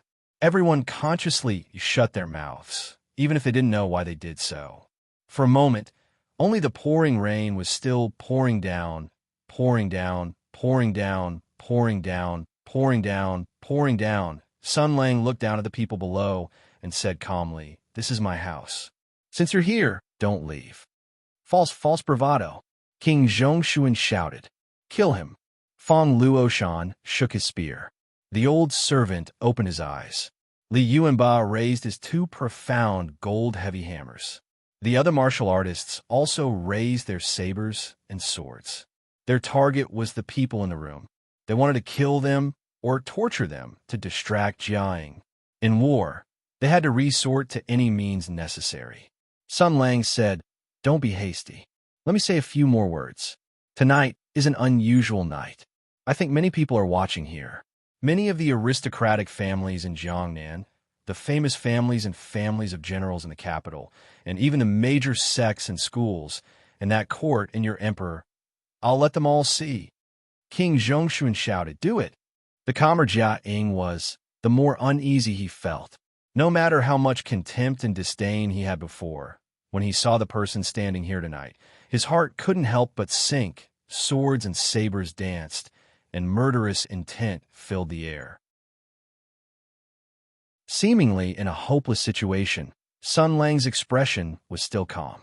He looked at Li Yuanba, whose murderous intent was rising, at Fong Luoshan, who shook his spear, at the old servant who was ready to attack, and at the martial artists who were filled with murderous intent. He didn't take any defensive posture. His eyes were distant, as if he had returned to the past. He said softly, "Do you want to know how I survived the Great Bear Mountain?" At this moment, the people who were ready to charge were stunned. There was no other reason, because they realized that the rain had suddenly stopped. It wasn't that the rain had stopped, but that the rain had stopped. It wasn't that the sky had stopped pouring rain, but that the rain had floated in the air. All the rain, all the sound, had disappeared. Their eyes could see the little droplets floating in the air, round and very cute. For a moment, the sound of rain had completely disappeared from this part of the world. There was no sound, as if everything had returned to silence. This was just the silence before the explosion, the darkness before dawn. In the world, only one sentence floated out. "I suggest you all cover your ears." Then the world shone brightly. Thunder. Suddenly, a dazzling light shone between heaven and earth. The lightning snakes, swimming in the dark clouds, cast an incomparable light, illuminating the dark Jinling as if it was daytime. Then there was an earth-shaking thunder. The sudden thunder made everyone's heart tremble. Borrowing this moment of light, they were shocked to find that the raindrops floating in the air were flying into the sky. Not only the raindrops, but also the water under their feet. An invisible force rolled the raindrops into a wild dragon, shaking the water violently as the dragon roared and circled in the air, like a vortex born from the sky. Then, the vortex dragon let out a long roar, and fine lines of water fell from the sky with a loud bang. A warrior was shocked by the lightning flashing in the sky. Then, from the corner of his eye, he saw a drooping line of water sweeping toward him. His warrior's instinct made him quickly wave his sword, wanting to cut off this strange line of water. But in the next moment, he felt that his vision was shining, and the whole world had turned into a ray of light. His consciousness disappeared. The fragile body was struck by hundreds of millions of volts of electricity and then thrown high into the air. The fragile body of carbon-based creatures was completely carbonized and directly torn apart. With the light of this second lightning, everyone saw all of this. Then the third, the fourth, and the fifth. The water line, lightning, and death allowed people to quickly recognize the relationship between the two. He's controlling the lightning. The person who spoke immediately turned into charcoal. In the sky, dark clouds gathered crazily. The huge clouds rubbed against each other, rumbled, and flashed. Fatal spears fell to the ground one after another, like the lightning spears of the Titans. One after another, the spears were endless, and the speed was getting faster and faster. The continuous thunder and lightning continued to shine on the dark earth, shining in the sky above Jinling as if it was daytime. The water dragon roared and ran, circling Ronghua Mansion, and then rushed to the whole city. The invaders gathered in Ronghua Mansion, the ambushes set up everywhere in the city, and the violent lightning struck the ground, accurately killing every person who fled in panic. All of this was like a punishment from the heavens, the manifestation of a person's anger.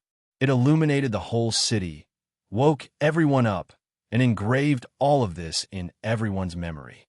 Many people in the empire were watching this thunder and this slaughter, so they would also remember it. The people of Jinling, the people of the Summer State, and even the people of the empire would remember tonight and remember the person who came back. Chapter 834. Tonight, there was an unprecedented thunderstorm in Jinling. It was as if the heavens were punishing the city. Lightning bolts roared and fell endlessly, lighting up the sky continuously. The darkness retreated and the light descended. The blazing light shone on the earth, and all evil had nowhere to hide. Everything within 100 miles could be seen, and all living creatures were trembling under this apocalyptic thunderstorm. They were terrified by this destructive power. Since ancient times, thunder and lightning had always represented power, punishment, and dignity in legends. This was the fear and imagination of the ancient humans towards this incomprehensible and violent phenomenon. Therefore, the weak people were trembling, the guilty people were muttering Buddhist prayers, and the awakened people were covering their ears. Under this vast phenomenon, no one could remain calm. But no one was more terrified than the people who were directly facing this thunderstorm. The invaders who were flaunting their might were horrified. Regardless of whether they were experienced soldiers or bandits who had killed countless people, regardless of whether they were peerless martial artists or daring fanatics, all of them covered their heads and fled like rats at this moment. Under the heavenly thunder, all living creatures were equal. The raging dragon formed by rainwater swam in the city, pouring out extremely thin water lines, triggering thunder and lightning. The principle of the formation of thunder and lightning, the conductivity of water, these were only simple physical knowledge. Combining the two with the power of the water elemental sacred sword, it created tonight's legendary magical scene. The thunderstorm was deafening and the lightning was dazzling. It was as if the heavens had sent down a terrifying lightning punishment, destroying the sinful people. The thunderstorm that enveloped the entire city harvested lives at an extremely fast speed, ignoring all repentance and begging for mercy. It was merciless and unforgiving. However many people there were, they would all die. Just like Sun Lang said, tonight there are many people watching this place. Therefore, you let them watch carefully. This was a display of strength, as well as a display of attitude. Compared to a bloodbath where blood flowed like a river, this method was more entertaining and intimidating. This would tell those who had different thoughts that the person who had survived the great desolate mountain had returned, and that he had brought with him an even sharper sword than before. Therefore, it was still not enough to reach this point. Sun Lang floated into the courtyard. The first round of thunderstorm had already killed most of the martial artists. A small number of people with high martial arts had survived. Although using water lines to guide, the heavenly thunder was a shockingly powerful attack. It was still using the heavenly phenomenon to kill the enemy. Although it was powerful, it lacked flexibility. A small number of martial artists were able to use their sharp senses, nimble movements, and powerful imperial army to escape the pursuit of the lightning. But that was it. When it rains, keep the guests. When the heavens keep the people, keep them. Li Yuanba, Fong Luoshan, and the old servant surnamed Fu. These top masters all felt the blood in their hearts turn cold the moment they saw the raindrops floating in the air. They realized that a great crisis was approaching. Now, it seemed that Jia Ying, who had lost her sacred sword, was not a toothless tiger. Instead, She had transformed into a Tyrannosaurus Rex that could summon the heavens and earth with her body. But where could they run to? Li Yuanba turned around and ran. A few of his bodyguards, who were skilled in martial arts, rushed forward without fear of death. But soon, their bodies stopped, and a large amount of blood gushed out from the pores on their bodies. In an instant, they turned into dried corpses. 70% of the human body was water, not to mention that it was raining in such a rainy day. King of Sheeping realized that there was no way to retreat. He suddenly roared. He was the bravest among all the princes. He turned around to face the enemy.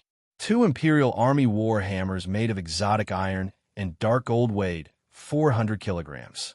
He smashed them towards Sun Lang with the force of Mount Tai. I don't believe that you have ascended to immortality. Sun Lang grabbed onto the ground, and a line of water condensed into a sword. He raised his hand and stabbed forward. Li Yuanba and his hammer were twisted and forced to retreat. In the darkness behind him, a big spear stabbed forward like a poisonous snake. It was Feng Luoshan, the Spear King of Ganshi. Near the left, the old servant took strange steps and waved his fist. They were all martial artists with strong hearts, and had already seen that they had no choice but to fight tonight. Sun Lang waved his hand and grabbed the tip of the coiling dragon spear, which was unpredictable and soft but firm, was directly pinched by him. No matter how it changed, it could not perform another move. He turned around and smiled at Feng Luoshan. Are you in a hurry to reincarnate? Feng Luoshan was terrified. He let go of the big spear that he had held for 20 years and desperately retreated. The coiled dragon spear shook in Sun Lang's hand. The long spear shaft seemed to be alive. The long dragon-like spear made a short semicircle in the air. In an instant, the spear head turned around and was caught in Sun Lang's hand. The spear shadows were like a waterfall. In an instant, hundreds and thousands of spear strikes had been launched. The old servant on the left was the first to bear the brunt of the attack. His muscular right arm looked as if it had been bitten by countless piranhas. His flesh and blood turned into ashes, leaving only his bare bones. Before he could even scream, the spear momentum changed into a 2-headed foil. It suddenly smashed down from above. The old servant, who had been standing upright, was directly smashed into a puddle on the ground. The spear tip pierced through the air. Thunder and lightning flashed in the sky. The king of spears of Ganshi, Feng Luoshan, was killed. His body was nailed to the ground. I can't kill all the Q-jumping dogs. Thunder rumbled. Lightning snakes dazzled the eyes. Sun Lang, who stood against the wind, was like an invincible demon king. Li Yuanba's heart was beating wildly. He had realized that he had been led into a ditch by his stupid brother. He said that Jia Ying was like a tiger that had fallen from grace. Without the Imperial Army, there was nothing to be afraid of. How the hell did this happen? He took a deep breath. Jia Ying, I admit defeat today. You, cut the crap.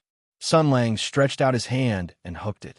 The water on the ground transformed into the shape of a large hand, dragging a certain person who was trying to sneak away to the ground. The person caught between the two was none other than King Zhongshuan, who had been scared stiff.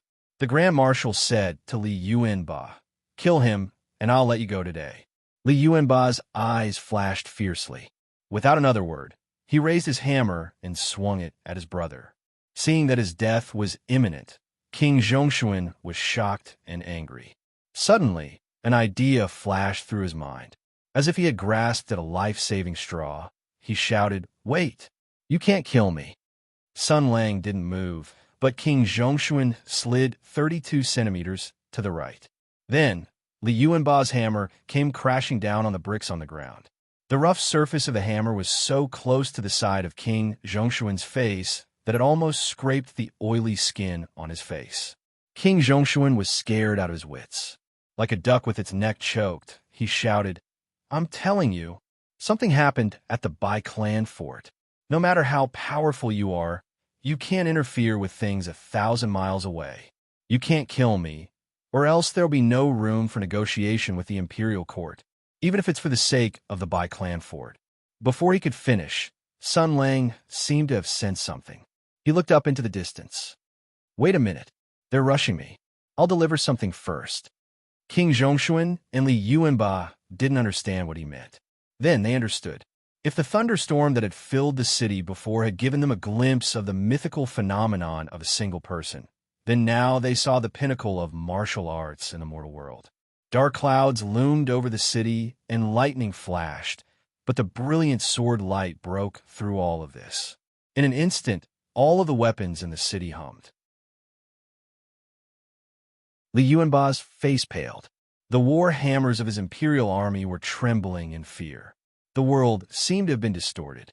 A terrifying force swept across the sky. The mountains, the earth, the rivers, and the lakes cheered in joy. The sword's aura traversed 30,000 miles, and the edge of the blade shook the 9 states. If the back of the world was a lake, then at this very moment, an atomic bomb exploded on the surface of the lake. The unparalleled power of the explosion set off waves of thousands of feet high.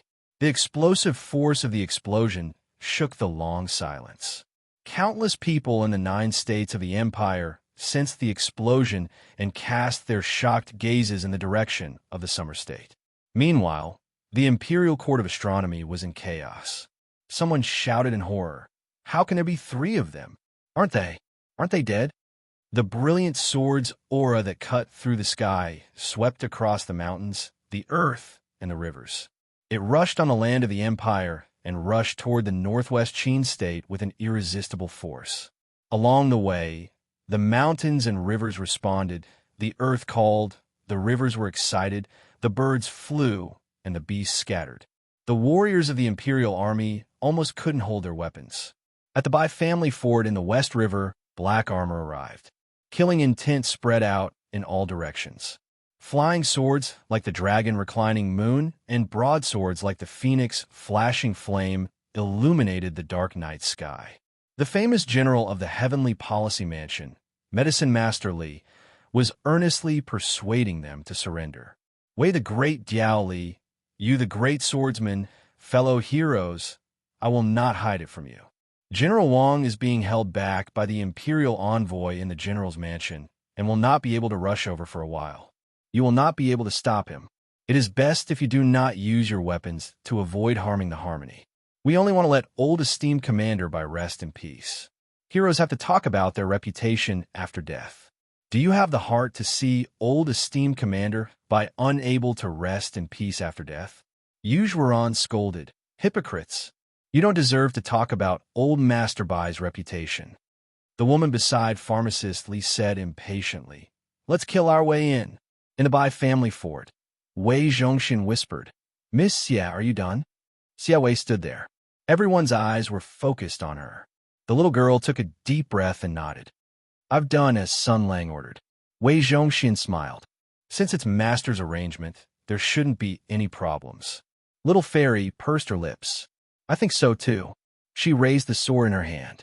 The reason why Lu Shuren left the swordmaster without worry was because the other sword had been entrusted to them by Sun Lang. They had all chosen to believe in everyone here. Xia Wei pressed her forehead against the back of the sword. She felt the warmth and the cold. Then she whispered, Grandpa Bai, I hope that your spirit in heaven can watch over us and the Bai family fort. Dazzling light shot out from a sword. In an instant, the mountains and rivers trembled as the sword's aura surged. A long sword hum reverberated in the mountains. This was the hometown of the previous clan master and the place where he fought his last battle. The golden, luminous, sacred sword shone brightly in the sky above the Bai family fort. Pharmacist Li and his wife's expressions changed when they saw the sword. Pharmacist Li frowned. Why is the golden, luminous, sacred sword here? The woman sneered. So what? It's fine as long as that person isn't here. Bai Yue is dead. Even if there's a new sword master, there's nothing to be afraid of. With the two of us working together, there's nothing to be afraid of. Pharmacist Li seemed to have made up his mind. Let's not cause any more trouble. Soldiers, listen up. At this moment, the hair on the back of his neck stood on end. The horse he was riding neighed uneasily. He seemed to have heard something. Then, he heard his wife shouting, "Be careful!" A terrifying roar came from afar. It was like an unstoppable giant beast. A peerless sword that could destroy everything swept across the mountains of Qin province. It played the note of death and destruction. Xiaowei stood up on his sword and shouted, "People out there?" Sun Lang said that he wanted you guys to watch this sword. He told me to tell you that if anyone from the Bai family fort dies tonight, I'll wipe out your entire family in Tensei province. If all of you die here, will your master dare to even fart? Although the girl repeated Sun Lang's original words, she was still embarrassed to say such vulgar words. But it didn't matter. Duong's special effects made up for the slight mistake in her performance. Under the guidance of the golden, luminous sacred sword, the terrifying sword light stirred up a storm. The girl pretended to be fierce. Her voice echoed in the wind. "Get out of here. The next sword will really kill you." In the Ronghua manner, Sun Lang turned around to look at King Zhongshuan, who was lying on the ground. "What did you just say?" The thunder was too loud. I didn't hear it clearly. Chapter 835. Thunderbolts flashed across the sky continuously, striking the people who were running away, crying and begging for mercy, to death one after another. Some hid in their houses, some ran to the streets, some ran on horses, and some even hid under trees like idiots. Jia Shidao and Qing Wen watched the magnificent fireworks. Both of them were stunned by the earth-shattering scene. After the initial shock, they had mixed feelings. Qing Wen looked at the figure standing on the roof. Thunder and lightning flashed in the sky. The person in front of her and the image in her mind merged into one. This was her young master. Jia Shidao murmured, "So what my brother said was true." The thunder was very loud, and Qing Wen only heard a little. She couldn't help but yell, "What?" Jia Shidao said in disbelief, "My brother said that if I stay a virgin until a certain age, I will become a sorcerer." I thought he was mocking himself. He didn't lie to me. In the Ningguo mansion, Jia Su saw the sweeping water dragon and the falling thunder from the sky. A few panicking thieves were struck to death, but the people of the Ningguo mansion were not hurt at all. Many servants, and even the generals of the Ningguo mansion, were kneeling on the ground and kowtowing to the sky. Obviously, they thought the thunder was a law enforcement action by the heavenly court civil servants. But Jiasu knew what was going on. Killing several birds with one stone. What an impressive display of power. Using such a method to display one's strength is far more effective than killing 10,000 people. That sword Qi is headed for the Bai clan castle, right? Duke Ning smiled bitterly. He was also shocked. Before this, he thought that he had overestimated Sun Lang's combat power. After all, he had lost the divine sword. He didn't expect it to end in this way. With tonight's show of power, it will be much easier to do things in the future. We can invite the aristocratic families of the Summer State to come over in the next 2 days. With this show of power and the people who died here, and the invitation in the name of the general, they will have to come even if they don't want it, Jiasu thought carefully. Let's leave this matter to Feng Dao. It's a sure thing. Why don't we let him show his face and use his brother's name to establish Feng Dao's position in the summer region?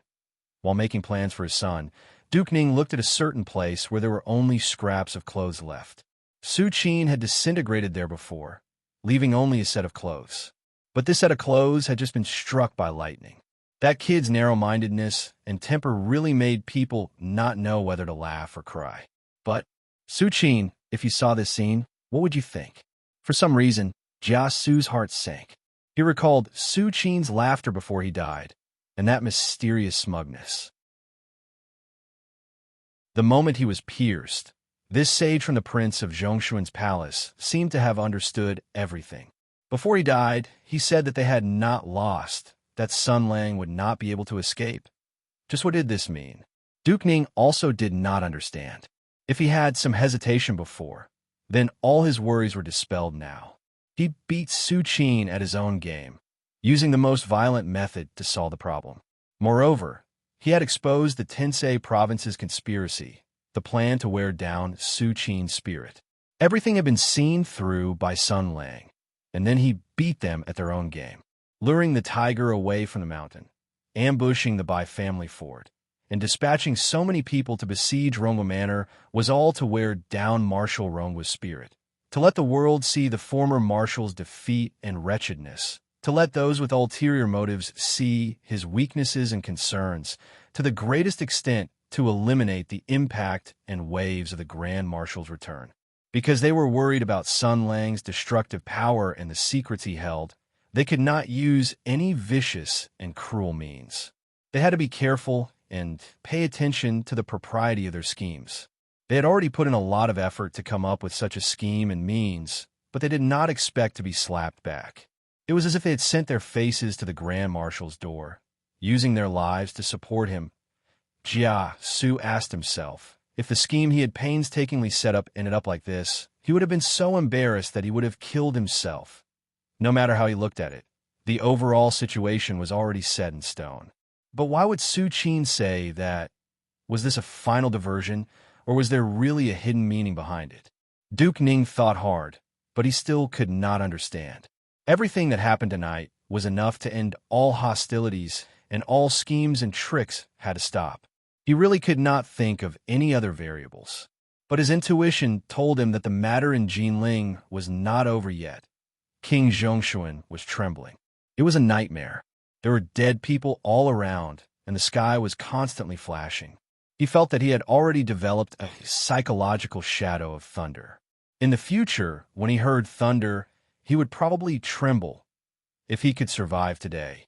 He said in a trembling voice, What did you do?" Sun Lang said, "Just now it was a martial art I created called the Intercontinental Ballistic Sword Chi. It was a martial art I came up with when I was bored.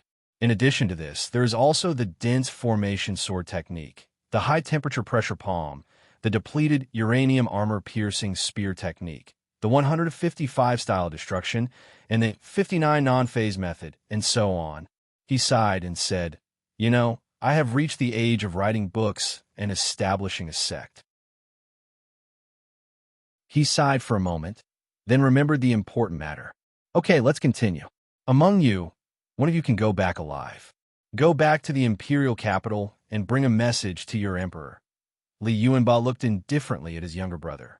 King Zhongshuan rolled to the side and said loudly, "Li Yuanba, do you think that if you kill me, Imperial Father will spare you? He will know what happened today. He will know sooner or later."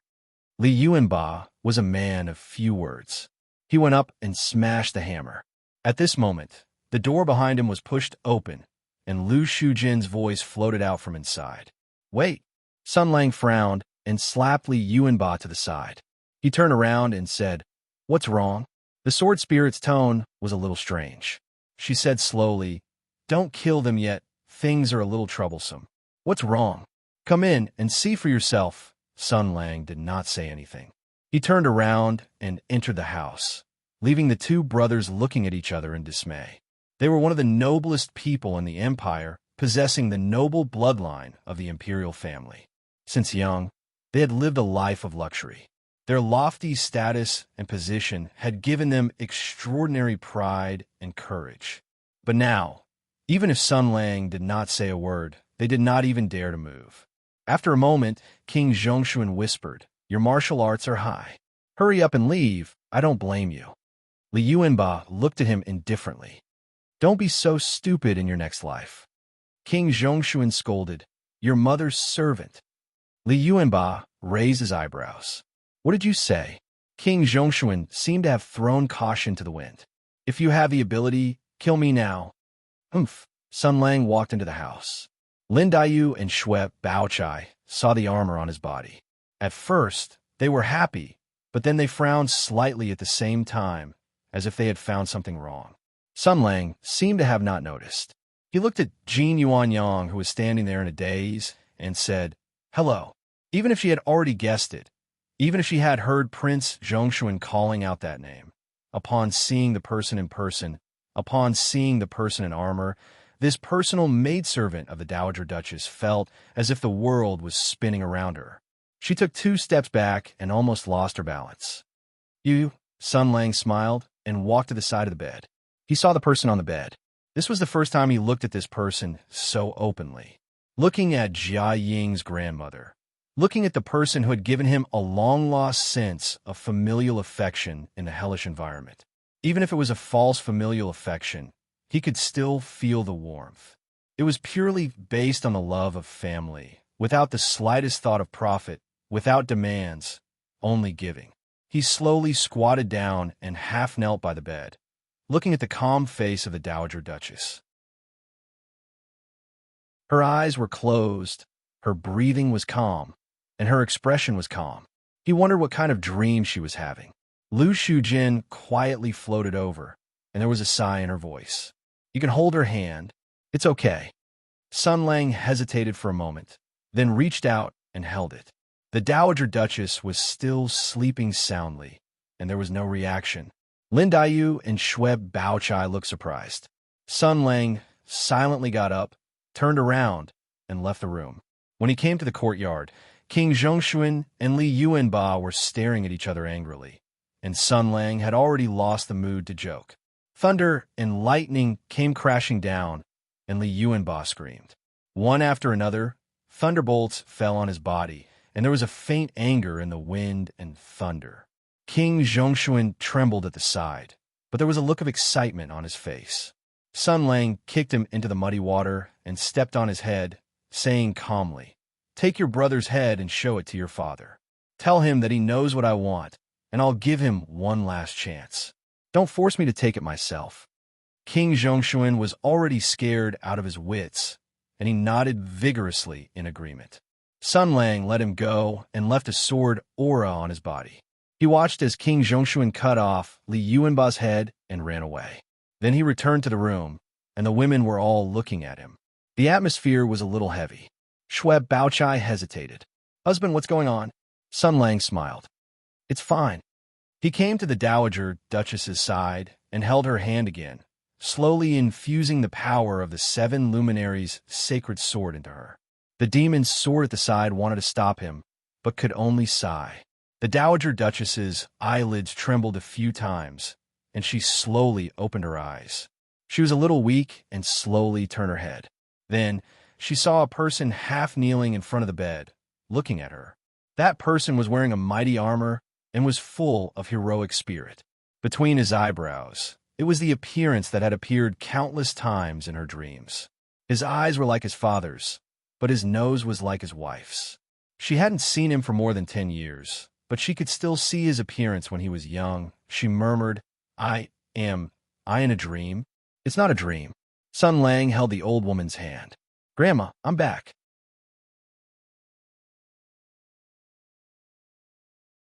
Chapter 836. The thunder that raged for half a night finally dissipated. At dawn, the people of Jinling, who didn't sleep well all night, anxiously poked their heads out of their houses and looked at the sky. They were surprised to find that the sky was blue and clear, and the dark clouds had all disappeared overnight. People walked to the streets and carefully looked around. After greeting their neighbors, they began to discuss what happened last night. Thunder rumbled and rain poured down. Everyone could feel the power of heaven and earth and the surging of wind and thunder at night. This was something that could be talked about for a long time. They discussed for a long time, but they couldn't say anything. In the end, they agreed that it was the power of heaven that killed a number of evil people. It seemed that they had to be more careful in the future. It was strange to say that last night, countless thunderbolts fell into Jinling City. The momentum seemed to be able to lift the whole city, but today, when the people stood up and looked at the streets and alleys, there was not a single corpse. It seemed that the thunderstorm that scared everyone last night didn't kill a single person. They thought about it. Maybe it was the benevolent god of thunder. He couldn't bear to scare the people, so he directly struck the evil people into ashes, so that people wouldn't be scared again when they saw the bodies. They were half right. The benevolent god of thunder was not the benevolent one, but the officials of the Jinling government, the old masters of the Shi family, and the people of the Wang family. Last night, they became the corpse collection team with fear. After all, the sky was full of thunder, and the ground was full of poor people who were struck by lightning. It was impossible for them not to be afraid when they walked under the dark clouds. This was a great spiritual test, no less than collecting corpses in a minefield. It was more exciting than playing the game of digging to survive. But no one dared to slack off.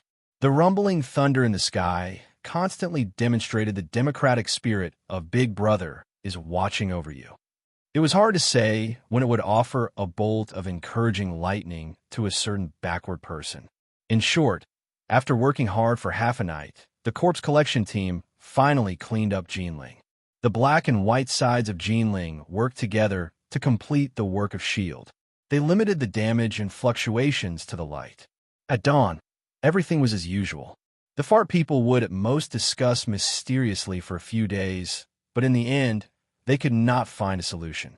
They would never know that it was a general of heaven's origin, who should have been dead a long time ago, who summoned a thunderstorm that covered the entire city and smashed all the people who besieged Rongwo's residence into pieces. They would also never know how many famous names were on the death list. However, it was fine as long as there were people who knew. Many people would know. The scouts in Jinling City, the spies who were lying in ambush, and the informants from all kinds of forces, all of them wrote down what had happened in the city with a horrified mood and sent the information to the outside world through various channels. The next morning, everything was normal. The 4 gates of Jinling City were open. There was no curfew, no lockdown. It seemed that the person who caused all of this didn't mind letting the outside world know everything, or this was his purpose. The head of the Schur family was glad that he was not too presumptuous. He was very sensible and stood on the right side. The Schur brothers were dumbfounded. Plans were always faster than changes. When they found out what had happened last night, they immediately fell into a state of shock. The Schur family had been coveting Rongwo's property for a long time. It was nothing more than taking advantage of the Jia family's decline and the lack of a pillar of support in the family. Now, in a very dramatic manner, a pillar of support came back. That's right, it was the one from Cybertron. The Wong family was scared into a pot of 8 treasure porridge, although they did not know what exactly they were panicking about.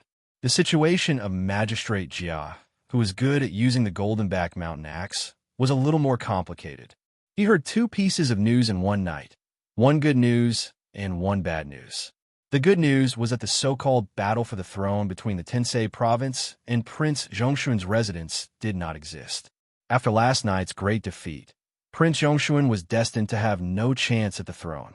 Therefore, the old man's actions did not offend any of the crown princes. He was also not involved in any battle for the throne, which was really worth celebrating. The bad news was that he had been forced to join the camp of a certain former marshal.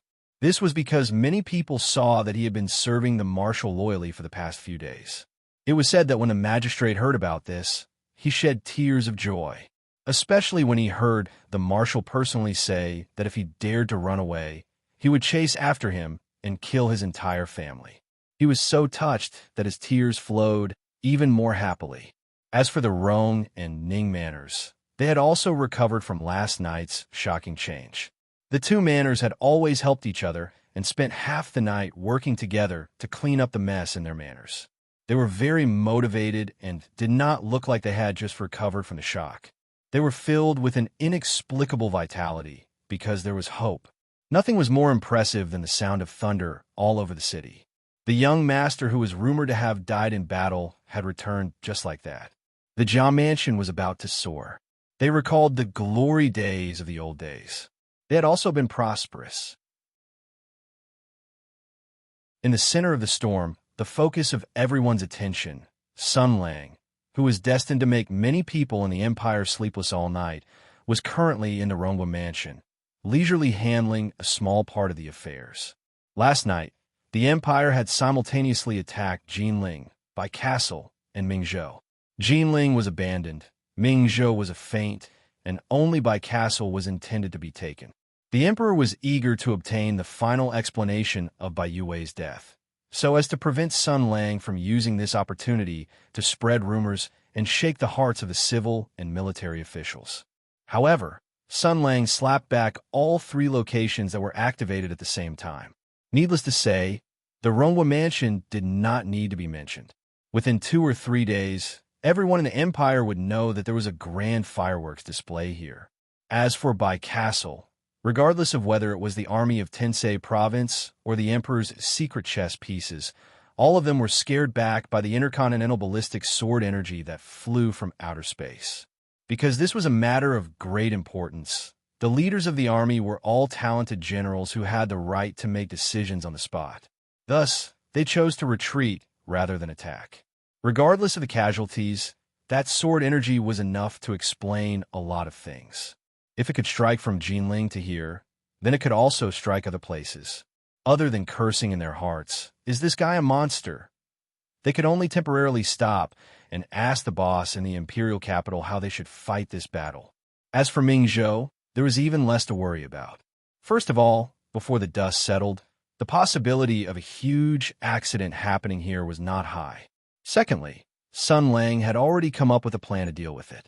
The blazing angel that left Jinling yesterday evening was indeed heading to Ming Zhou, but it was not to pick up Annie Lu. Sun Lang had done some things to the blazing angel so that it had many functions. First of all, it could pinpoint the location of the intercontinental ballistic sword energy. Secondly, if it was intercepted by a powerful enemy on the way, the blazing angel would immediately change direction and crash into a certain place in the imperial capital. Lastly, if it successfully arrived at Mingzhou, it could be used as a powerful combat force in an emergency. Inluo was the pilot. The emperor was very happy with the results. He still had a rough idea of what was going on. After a great victory, everything would be different. The imperial capital was still digesting the shocking changes last night. Courier drove the blazing angel and began to deliver the news. After last night, the situation had changed greatly. The threat that Ming Zhou and Bai Castle faced was greatly reduced. The situation was already more or less resolved. As the person who contributed to all of this, or rather, the culprit, he did not go to Bai Castle or Ming Zhou. His communication with the two places was limited to the new strategic deployment and reporting that they were safe. He stayed in Jinling and Rongwa Mansion. He still had something to do here, something very important. It was so important that he did not dare to say it out loud. He was possibly about to get married. Yes, it was something that no one had expected. When matriarch Yi saw her grandson again, her most beloved family member that she had missed so much appeared in front of her. It was not a dream, it was reality. Therefore, it was understandable that she would cry. She hugged Sun Lang, crying and laughing at the same time. She didn't know if she was more sad or happy in her heart. Perhaps she was happy, but her cries still infected many people. It was clearly a happy thing that came after suffering. As she cried and cried, she fell asleep. Matriarch Ye's body was very weak. Everyone helped her to sleep. Sun Lang stayed by her side to make sure that she could see him when she opened her eyes. The Dowager Duchess slept until dawn. When she opened her eyes, she saw her grandson sitting beside her. Between his brows was the look of longing she had for him. All of this had finally become reality. With tears in her eyes, she held Sun Lang's hand tightly and called out Jia Ying's childhood name. She cried and laughed at the same time. Her mind seemed to be no longer clear. Perhaps it was because she was too weak, or perhaps it was because of other reasons her mind became chaotic. Her words and actions were not as orderly as usual, but she still remembered her grandson. She said that she wanted to see her grandson get married and start a family before she could leave in peace. When she said this, her eyes were calm, which was rare. It was as if she had seen through fate. However, if Sun Lang had any objections, she would become a little excited and even crazy. Anyway, he was going to get married. There's no other way, Sun Lang said to Jia Sherdao in private. Kneel down and beg for their forgiveness in the future. Jia Sherdao knew the pain in his cousin's heart. After all, his brother had hooked up with many girls in the past 2 years. It would be terrible if something like this happened. However, the dark emotions of human beings grew in his heart. His younger brother had an impulse to watch the show. What was this called? This was called the cycle of reincarnation. In the past, in the army, there were also some dissolute men who hugged women left and right. Their older brothers didn't like them, and they would tell stories every day about their dreams in the White Mansion, about their days in the Imperial College, and other such frightening stories. Now, retribution was finally upon them. However, his younger brother was not a fool. He would not say what was on his mind. He asked, "But if you get married like this, what about Mingzhou?" Sun Lang said lightly. "It's just a temporary measure. Just deny it in the future. I'll write to them these 2 days to tell them the truth and how to deal with it. It's not difficult to deal with this kind of thing. Sister Lin and Sister Bao also understand, so it's not a problem." But there was no other way. At this moment, the old lady's thoughts were the most important thing in the world. Jia Sherdao faintly sensed that the old lady's situation was not optimistic. Perhaps because of this consideration, his brother and the others did not have any objections. He sighed softly. "Brother, what are you going to do?" Sun Lang said lightly. "What do you mean?" His younger brother said softly. "It's understandable that you don't want to tell the old lady the truth. But when are you going to announce your true identity? Are you going to live as Jiaying from now on?" Sun Lang lowered his eyes and said expressionlessly, "There's no hurry. Let's wait a little longer." Jia Sherdao still wanted to say something, but the old lady's voice came from the house. Sun Lang turned around and went in. Then the Jia family started to get busy. Marriage. Needless to say, everyone was working hard. The Shi family and the Wang family were asked to help. But many people knew that this hasty marriage had a hint of rushing joy. Everyone knew who it was for. Everyone had a worried look on their faces. Even if they were smiling on the surface, they were secretly crying. The calmest was Sun Lang. He calmly carried out his duty as the grandson. The old lady was the most important person in the world. Sun Lang had been by the old lady's side. This was his biggest task. As his cousin, Jia Sherdao naturally took on most of the errands. Jia Su wanted his son to establish his prestige and status among the Zhang aristocrats, so he gave him a lot of important tasks, such as delivering the invitations. Since they were going to get married, they had to make it lively. This was the old lady's idea. The old lady loved a lively atmosphere, so her request must be fulfilled. All the famous aristocratic families in the Summer State had to hand in invitations. People from all over the country, whether they were from the underworld or not, had to come to watch the ceremony. Jia Su thought this was a good opportunity to win over the aristocrats in the Summer State and let them know who the real Summer State people were. In this case, he would invite them all.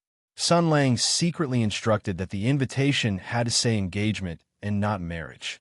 When the time came, they just had to put on a show and blindly deal with it.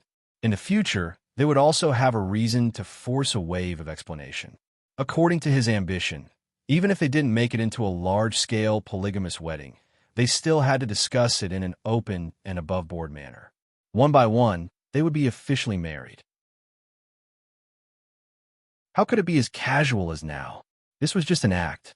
Even Lin Daiyu and Xue Baochai themselves wanted to marry Sun Lang, not him, who used the alias Jia Ying.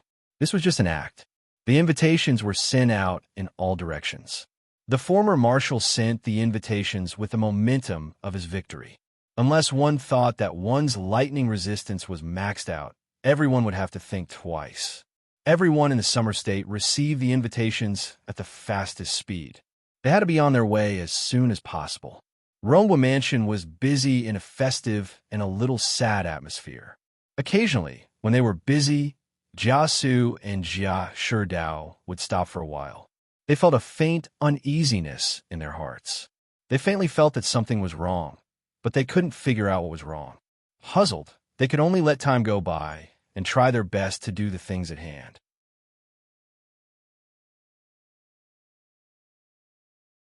Chapter 837. For the past few days, Sun Lang had been playing the role of a qualified grandson. For the time being, he had forgotten the deep hatred between him and the emperor. For the time being, he had forgotten the internal strife in the imperial court. He had stayed by his grandmother's side, talked to her, listened to her, and walked with her. No matter how explosive the news was, it still needed enough time to ferment and brew. In other words, he had to let the bullet fly for a while first. Sun Lang was waiting, but he was not passively waiting. He was remotely controlling the movements in Mingzhou, Qinzhou, and Songzhou. He also ordered the Shi family and the Wang family to slowly spread the news. In the past 2 days, he had also taken some time to meet with some people. The famous former marshal had a friendly meeting with the people of Jinling and had reached some consensus. Don't misunderstand, this did not conflict with accompanying the old madam. The old madam was sometimes confused and sometimes clear-headed, but she remembered everything about her grandson clearly. Everything about her grandson was done very methodically. She was just like an ordinary old woman. Her grandson, who had been working hard all year long, was finally coming back to his hometown to develop. Of course, she had to bring him to meet some elders and friends.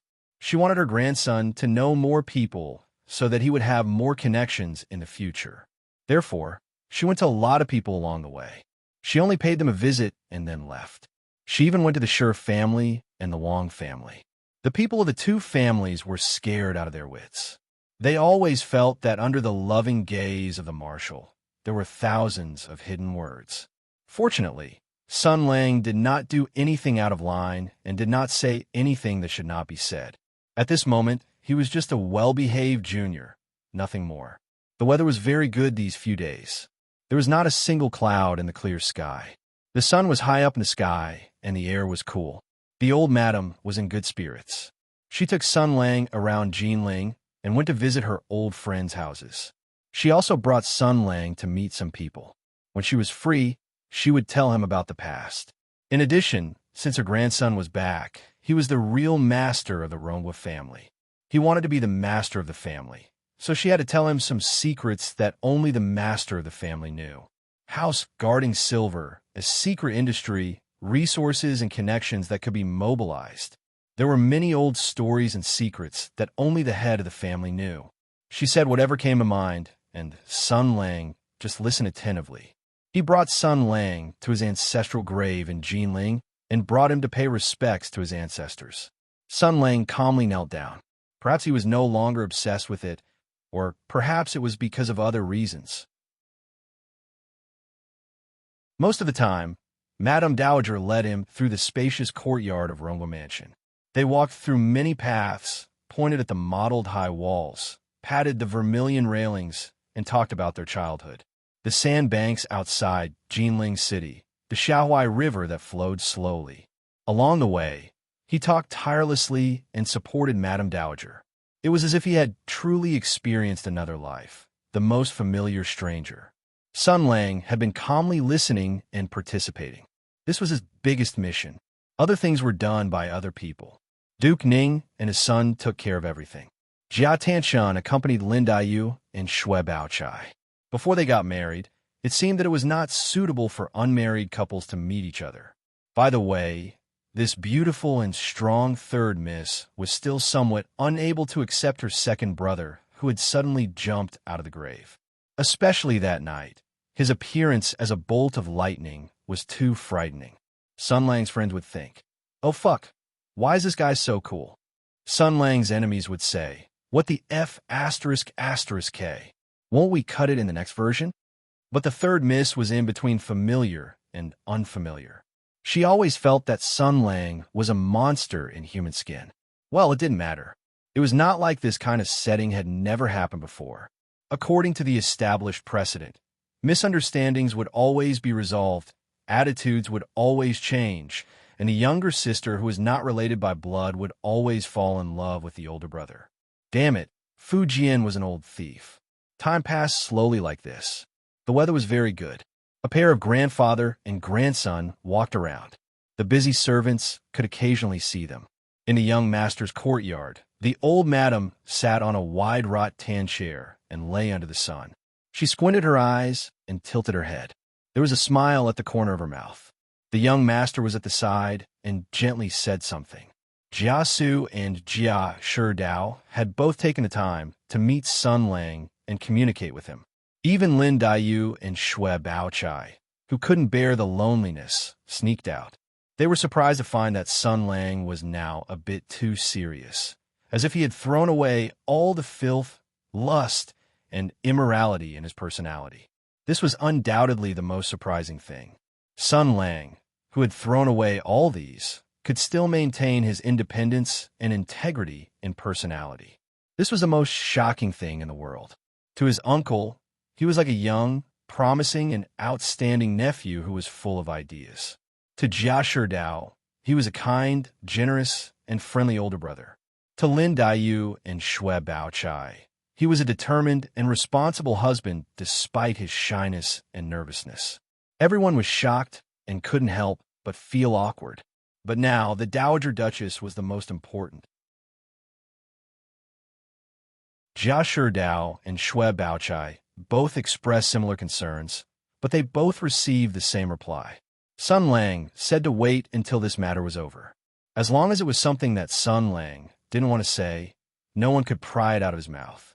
He had 100 ways to change the topic. With 30% worry and 70% excitement, Sister Lin and Sister Baochai waited for the arrival of that day. Although it was a fake wedding, it was still worth looking forward to because it could set the tone and allow them to confidently say one sentence in the disputes and secret battles that might break out in the future. I did it first. 2 or 3 days passed slowly. It was said that the Tensei province had ceased all activities. It was said that a small quarrel broke out in the imperial court. It was said that the imperial envoy with a special mission was already on the way. The people who died in Jinling didn't make any waves. Tomorrow was the big day. Ronghua Mansion was filled with red lanterns and decorations everywhere. Although time was tight, all the participants finished their work with the highest efficiency. At least it didn't look shabby. Were they going to get married tomorrow? Sun Lang looked at the wedding clothes on the bed with a complicated expression. Tonight was the eve of the wedding, and he was staying in his own room. Before, he had been sitting on another couch in the Dowager Duchess's room. There were no maids in the room to serve him. This was his request. He was the successor of communism. How could he live such an extravagant life? The organization didn't allow it. Qing Wen and the other maids were a little unhappy, and Sun Lang comforted them with a few words. He sat on the bed and touched the wedding clothes on the bed. He was in a daze. No one knew what he was thinking. There was a soft knock on the window. Sun Lang came back to his senses. Why are you being so secretive? Someone opened the window and came in. He was sneaky and dressed in night clothes. Of course, he wasn't a thief or an assassin. There was no such stupid person in the world. Sun Lang stood up. What's going on? The person pulled down the mask and showed his face. It was Jia Sherdao. The younger brother looked uneasy and anxious. He whispered, Brother, something bad happened. What's wrong? Sun Lang reached out and pushed, and the window behind Jia Sherdao closed automatically. Didn't you go to invite Grandma's good friend? Why did you come back in the middle of the night? I did. I was ordered by the Dowager Duchess to find drunken fairy Granny Lu. I found that she was injured in a fierce battle 2 days ago. I saw someone in her place. Sun Lang frowned. Wang Shifeng. Jia Sherdao was stunned at first, then nodded and said, Yes, Sister Feng went to ask Granny Lu for help, but she also attracted pursuers. Granny Lu fought and ran with her at the same time, but they were outnumbered. It was very embarrassing. After that night, the pursuers dispersed. Sister Feng's internal injuries were very serious, and she couldn't move. They heard about what happened at Ronghua's mansion, and then they were relieved and started to recover. Sun Lang said, Only then did Jia Sherdao realize the point of the problem. He grabbed Sun Lang's shoulder. That's not the point. Brother, you can't get married tomorrow. Sun Lang smiled faintly. You're against this marriage? It's good for you to get married, brother, but not tomorrow. Seeing that Sun Lang was still joking, Jia Sherdao stomped his feet and said, I talked with Sister Feng for a while and found something terrible. Huh? Jia Sherdao took a deep breath. His eyes were full of panic and embarrassment. He mustered up his courage and whispered, The Dowager Duchess. She might have known about your identity a long time ago. Oh, brother, don't know. Jia Sherdao was anxious. 2 years ago, maybe even earlier, the Dowager Duchess had contact with the imperial court. I'm afraid her body is different now. The reason why Sister Feng killed Wang Ren and took that thing away was because, Sai, it's useless to talk about this now. Anyway, we can't get married tomorrow. We have to think of a way. His words were messy and incoherent. One could imagine how chaotic his mind was. Sun Lang patted him on the shoulder. Calm down. Don't worry. How can I calm down? Brother, do you know what this means? Jia Sherdao lowered his head. His voice was urgent but very soft. The Dowager Duchess might hate you. Sun Lang was silent for a moment. Then he said, I see. Jia Sherdao's voice trembled slightly. It was the Dowager Duchess' idea to let you get married. It was her insistence. It was also her idea to invite all the people in the summer state to come. Brother, if the Dowager Duchess exposed your identity in public tomorrow, this was what made Jia Sherdao so anxious. He knew about his brother's past, the pain he had experienced, and the choice he had made today. Another betrayal after warmth. No one knew what would happen. He had to stop this from happening. After a moment, Sun Lang looked up. Who else knows about this? No one. Even Sister Feng didn't say much. I just deduced this fact and came back overnight. Father doesn't know either. Jia Sherdao said, Brother, we have to think of a way. If it doesn't work, we can make the Dowager Duchess faint and let her sleep for the whole day tomorrow. Sun Lang raised his finger and pointed at Jia Sherdao. What? Jia Sherdao was stunned. He didn't expect this. An irresistible tiredness came from the depths of his body. He looked at Sun Lang in surprise. He wanted to say something, but he couldn't stop his eyelids from fighting. He desperately grabbed Sun Lang's hand, but he couldn't do anything. No matter what happens, I accept it. Our bet isn't over yet. Sun Lang lowered his eyes and said calmly, Let's sleep.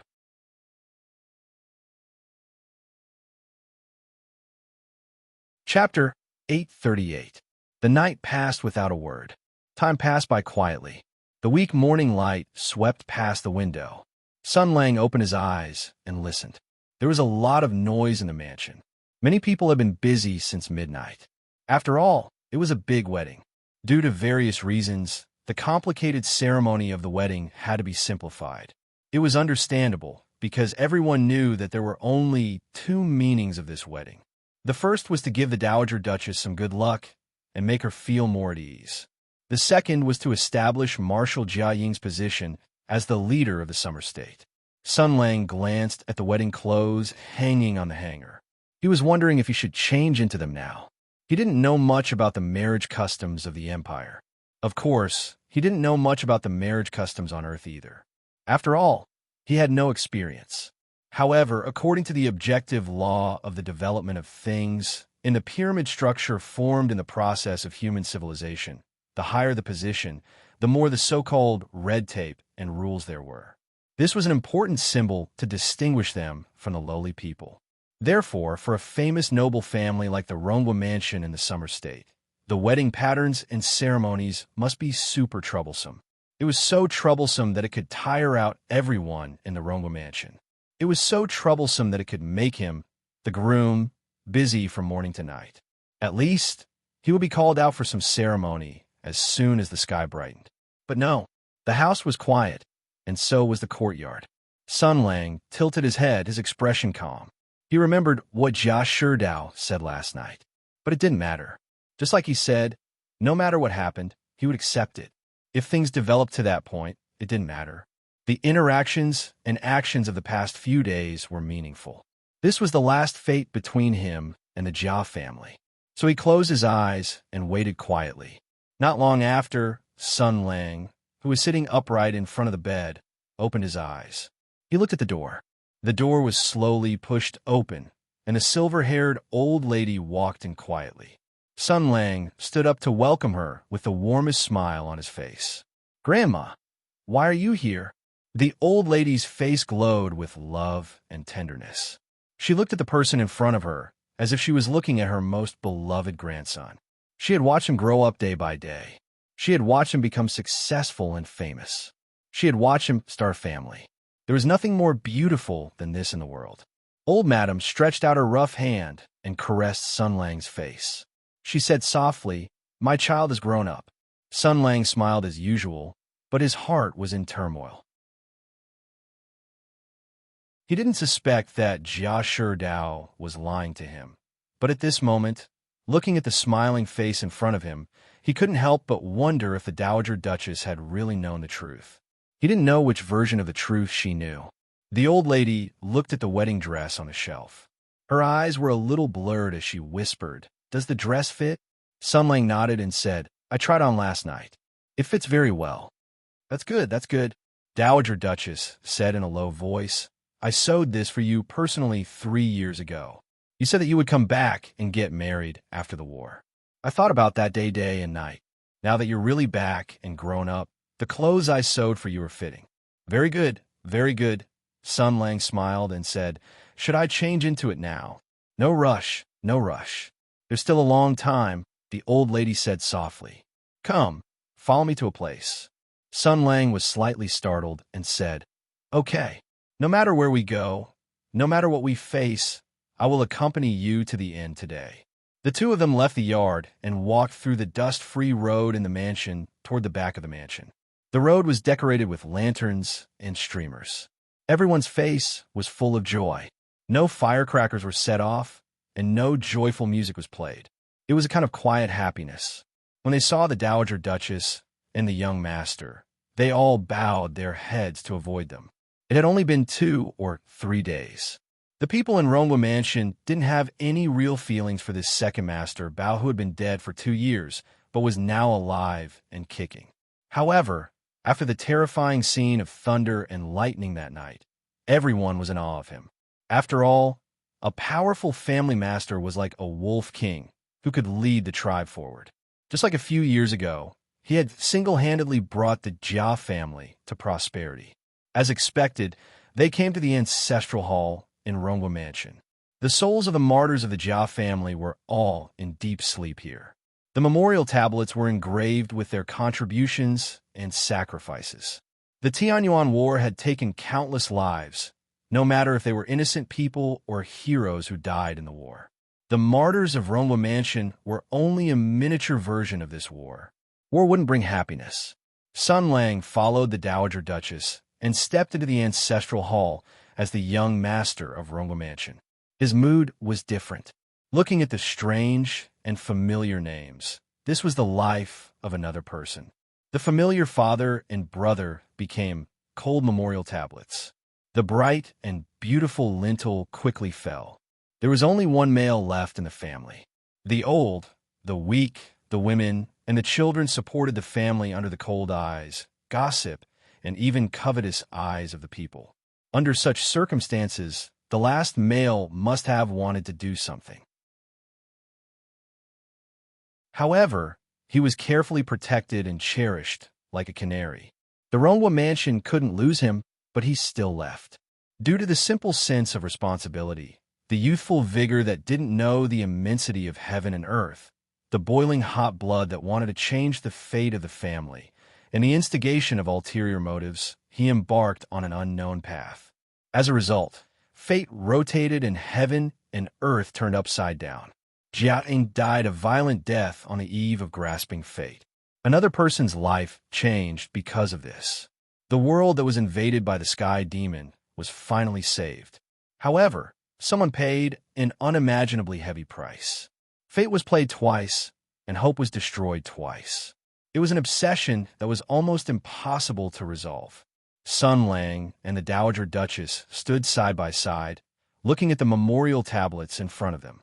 There were faint sounds of laughter coming from outside, but the ancestral hall was filled with coldness that couldn't be dissolved. Inside and outside the door were 2 different worlds. Fake things were fake after all. If the ancestors of the Jia family could coldly observe the world they had lived in while they were still alive, then they would see that an impostor had replaced the last man of the Rongwa family and was about to seize the future of the entire family in his hands. At this time, how would they feel? And what would the old man beside him be thinking? Sun Lang recalled what Jia Sherdao had said. To be honest, he wasn't surprised at all, because now it was difficult for him to trust anyone. He had already experienced the cruelest betrayal in the world. He had learned to look at the world with cold eyes. He was no longer gullible and naive. He believed that human nature was evil, and that people would do seemingly stupid things for various reasons. If the Dowager Duchess already knew the truth, then no matter what she did, it would be normal. Because her grandson was already dead. Someone took his place, pretended to be him, took away his name, took away his family business, and enjoyed everything that belonged to him triumphantly. His relatives would be very angry. This had nothing to do with wisdom or rationality. It involved family and bloodline. All problems were destined to be emotional and impulsive. Moreover, the Dowager Duchess had nothing left. She had lost her husband, her son, and her grandson. Her beautiful dream had been shattered 8 years ago. She had failed to protect her last descendant. She had lost everything. She couldn't even protect the family that her husband and son had entrusted to her, because she didn't have much time left. After she died, the crumbling Ronwa mansion would usher in an unpredictable fate, and the bloodline of the Ronwa mansion would be completely cut off. Under such circumstances, anger, madness, viciousness, and even brutality were natural emotions. But it didn't matter. No matter what happened, he would accept it. Because he made a decision with his own will. Even if it was the last time, he wanted to see it with his own eyes. After the Dowager Duchess came in, she stared at the memorial tablets of the deceased in silence. No one knew what she was thinking. Then she turned her head and looked at the side hall. The curtain that had been cut by the sword Qi had been hung up again. The armor inside had been reunited with its owner, but the paintings were still there, and so were the memorial tablets. The Dowager Duchess walked in, and Sun Lang followed. In the past 2 years, I came here almost every day for a while to see and miss you. Only then can I be stronger. I think, although things are difficult, how difficult can it be? She shook her head and said with a smile, "It can't be harder than my precious grandson galloping on the battlefield in just 6 years. Every time I think of this, I can endure it, because I can't let my grandson see me as a joke, right?" Sun Lang said softly, "It's really difficult, so you're very amazing." The Dowager Duchess laughed. "You child, you always know how to say nice things to make me happy." Sun Lang looked at the paintings hanging there, and looked at the memorial tablets placed there. There was some sadness in his voice. "It's really different. Although it's hard, one can see hope getting brighter and brighter. The other is very hard, but no matter how hard one tries, one can't see hope." Yes, what could she do even if she held on? She was already old, and she didn't know how much longer she could hold on. Her grandson was already gone, and this was already the most complete failure. No matter how she tried to salvage it, it was meaningless. The Dowager Duchess closed her eyes and said softly, "Hope. The last light. Have you seen it?" Sun Lang stared at himself in the painting. Back then, he was so high-spirited, and his name was the best in the 6 armies. His achievements surpassed the current generation. It was not in vain for him to be able to reach that step as a transmigrator. Everyone had a dream of being a hero. He wanted to say some false words of comfort. After all, the hero from back then had returned, and he wanted to take back everything he had lost. He had a great advantage, and he also protected his loved ones. It seemed like a happy ending, but when the words reached his mouth, he couldn't say it. He finally sighed softly, and his tone was a little cold. "No, at the end of the road, there is only despair." Everything was taken away from him again. Everything was denied again, betrayed, and hurt. He sighed as he looked up at the sky. He was ultimately a human, and he was ultimately an alien. Poor child. The Dowager Duchess held his hand, and her voice was as calm as before. "What's your name?"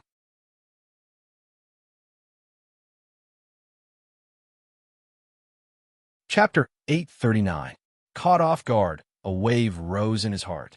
Even though he had been prepared, at this moment, Sun Lang's heart still trembled slightly. An indescribable feeling rose in his heart. Perhaps it was panic, perhaps it was excitement. It was as if he had reached the crossroads of fate, and what should come would come. Sun Lang looked at the old madam. The old madam's expression was calm, and there was even a smile on her face. He closed his eyes, then opened them and said softly, "My name is Sun Lang, Zhao Qian, Sun Li, Lang Lang, Lang Qianquan. I come from a distant world, a place called China. It's a very good name." The old madam's smile was still very gentle. "It's not worse than my grandson's." Sun Lang was silent. He didn't know what to say at this time. The old madam seemed to want to speak, but tears flowed from her eyes. Other than Sun Lang, the old madam was also at a loss. Although she already knew the inside story, When she heard the truth in the other person's mouth, there was still a great sadness in her heart. The love of family was based on blood, beyond the soul and everything else. She wiped her tears, and her voice was a little choked. I'm just a little sad. I can't see my value, my grandson, Sun Lang whispered. I'm sorry. The old madam wiped her tears and sighed softly. Why should you apologize? You're also a victim. If Baoyu didn't act willfully, you wouldn't have come to this world and suffered so much. Sun Lang was surprised. He thought that Empress and the others had told the old madam a different version of the story. In the end, the old madam was used to storms. She tried to calm her emotions and forced a smile. It's very strange, isn't it? They told me the truth, because only the truth can win people's trust. They said that you were a puppet for so many years, but in the end, you lost everything. You must have a great hatred. This anger will sweep over everything and take it out on anyone who can take it out on, including the Ronwa family. Sun Lang said calmly, I almost did that. The old madam looked at him and whispered, No, you won't. Sun Lang looked at her in surprise. Because you're a good kid. I've always believed that. Old madam's tone was light but firm. After knowing the so-called truth, I took back all the letters you sent back in the past few years and read them again bit by bit. After knowing the truth, I returned to take a look. Every letter had a new discovery, and some of the previous doubts could be explained. I could hear your inner voice when you were writing the letters. You longed for hope and also gave us hope. Sun Lang said softly, But these hopes are all fake. Why do you say that? The old lady held his hand. Your heart is sincere, but all of this is based on lies. Jia Ying is dead. The person you remember died 8 years ago. I'm just a substitute, an imposter. I was forced to accept this fate and was taken away from me. Sun Lang said slowly. I'm not Jiang. The most persistent person was actually Sun Lang himself. He was no longer willing to believe easily. He erected the sharp thorns and coldness all over his body to resist everything from the outside world. Jia Ying was the cause of everything. She was the knot in his heart. His fate had changed because of her. Why should you apologize? The old madam let go of Sun Lang's hand and stroked his cheek. Why should you apologize to us? Sun Lang looked at the old madam in a daze. The old madam didn't let him continue and interrupted him. We should thank you. All of us should thank you. Thank you for everything you've done for us. Sun Lang was stunned. The old madam asked Sun Lang to turn around and pointed at the picture scroll on the wall. Dark clouds covered the city, swords, spears, and halberds. The light of darkness and despair. That figure was the most dazzling star on the battlefield. This is not your war, but you came to this world and did very, very good things. Because of this, countless people were able to survive. This is a feat that will go down in history and should be remembered by all the people. No one can erase or deny such achievements. Why shouldn't you proudly admit all of this? Sun Lang said slowly, This is not what I want.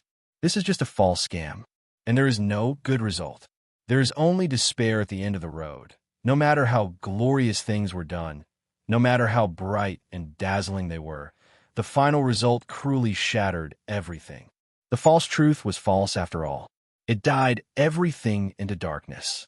So the hero became a clown, and the light became a joke. Everything in the past sank into the bloody vortex. The moment he pulled out the sword in the Dahuang Mountain, he had already denied everything in the past. But the old madam stared into Sun Lang's eyes and said softly, Maybe this is really the case. But why are you apologizing to us? You replaced Jia Ying and his name and life.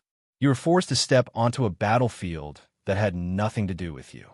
No matter if it was hard or tiring, no matter if it was fear or hatred, child, as the grandmother of my dead child, I ask you.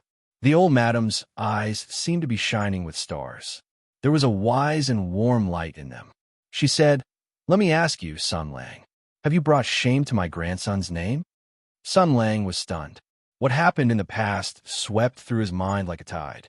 When he was in the Dahuang Mountain, heaven and earth collapsed. Everything was denied. He was robbed of everything. Unstoppable fury, despair, and killing intent filled his heart. The earthling Sun Lang started his revenge.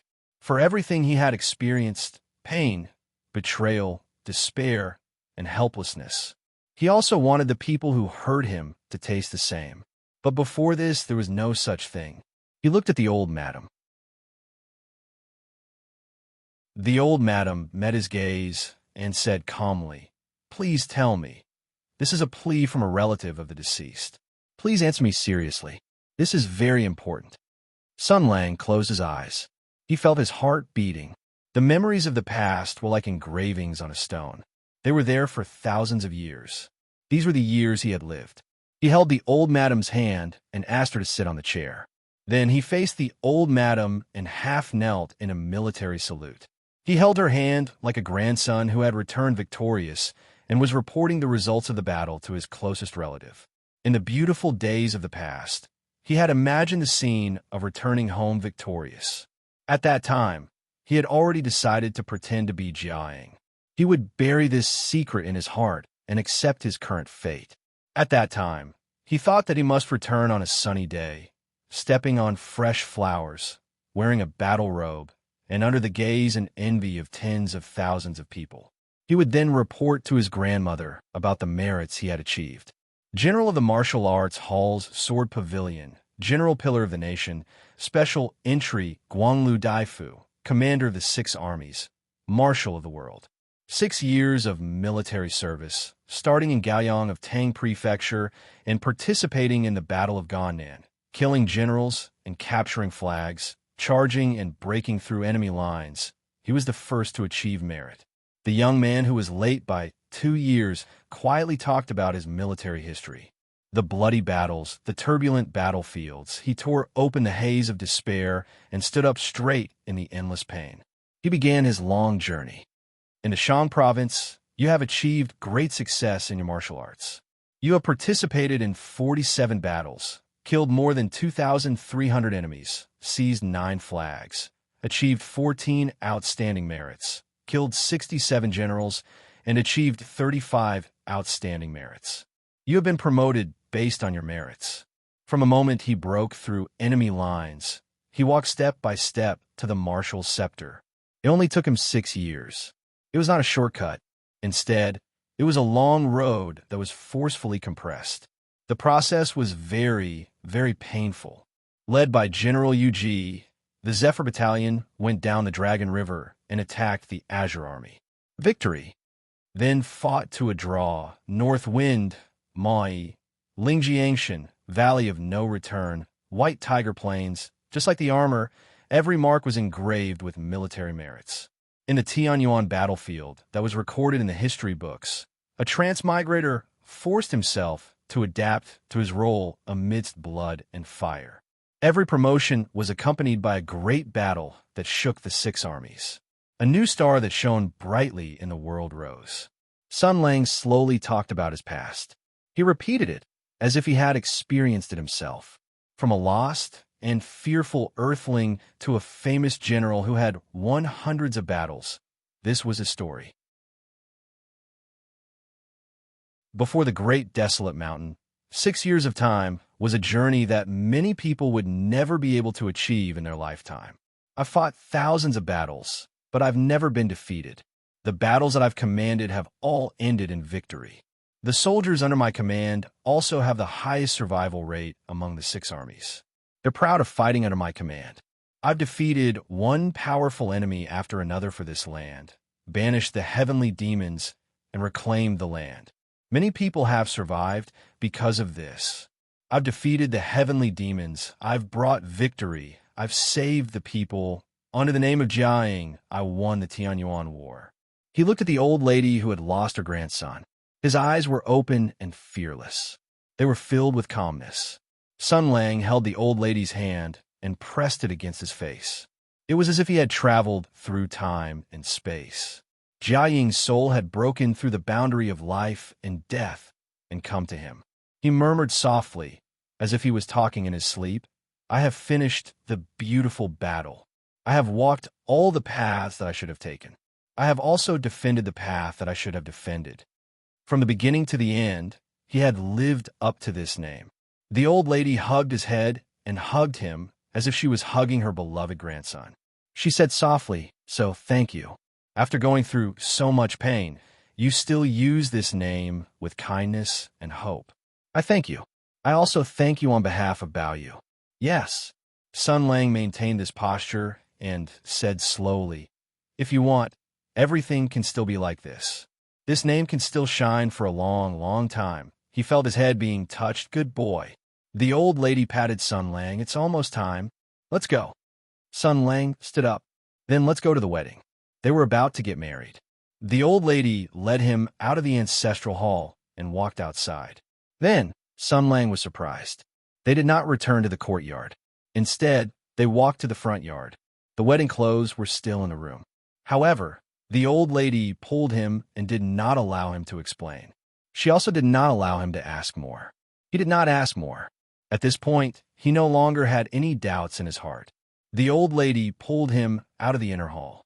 He had already heard that there were many people in the vast square. They were all guests who had come to attend the wedding. At this moment, all eyes were focused on this pair of grandfather and grandson. Their eyes were filled with confusion. Did they not say that they were getting married? Why did the groom come out like this? But no matter what, they all bowed to salute. Sun Lang followed the old lady and returned the salute. He was still holding the old lady's hand. Her hand was very warm, so he was very relieved. He heard the old lady say, "Thank you for coming here. This old lady has invited everyone here today to play a little trick." In fact, it's not that this child is getting married. This old lady wants to tell everyone something. This child is very filial, but the Rongwa family can't be thick-skinned. Sun Lang looked at the old lady in surprise. The old lady only gave Sun Lang a warm smile. Today's sky was very blue and the weather was very good. He saw the clouds of Jinling leisurely floating in the sky. The ground was quiet. In the decorated Rongwa family, the old lady's voice spread to everyone's ears. "This child is an old friend of the Jia family. He was separated from his family because of the Tianyuan War. My second son could not bear him, so I adopted him here.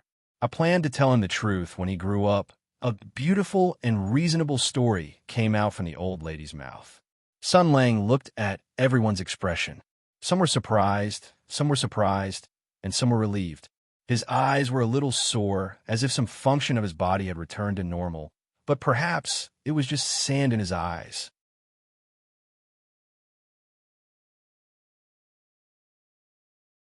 Chapter 840. The huge Rongwa mansion was silent. No one spoke. They just listened to the old lady tell the story. Background, bloodline, truth, and old secrets were revealed.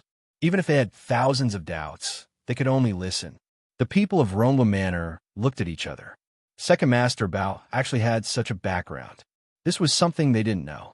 They subconsciously went to look for the older maidservants in the family.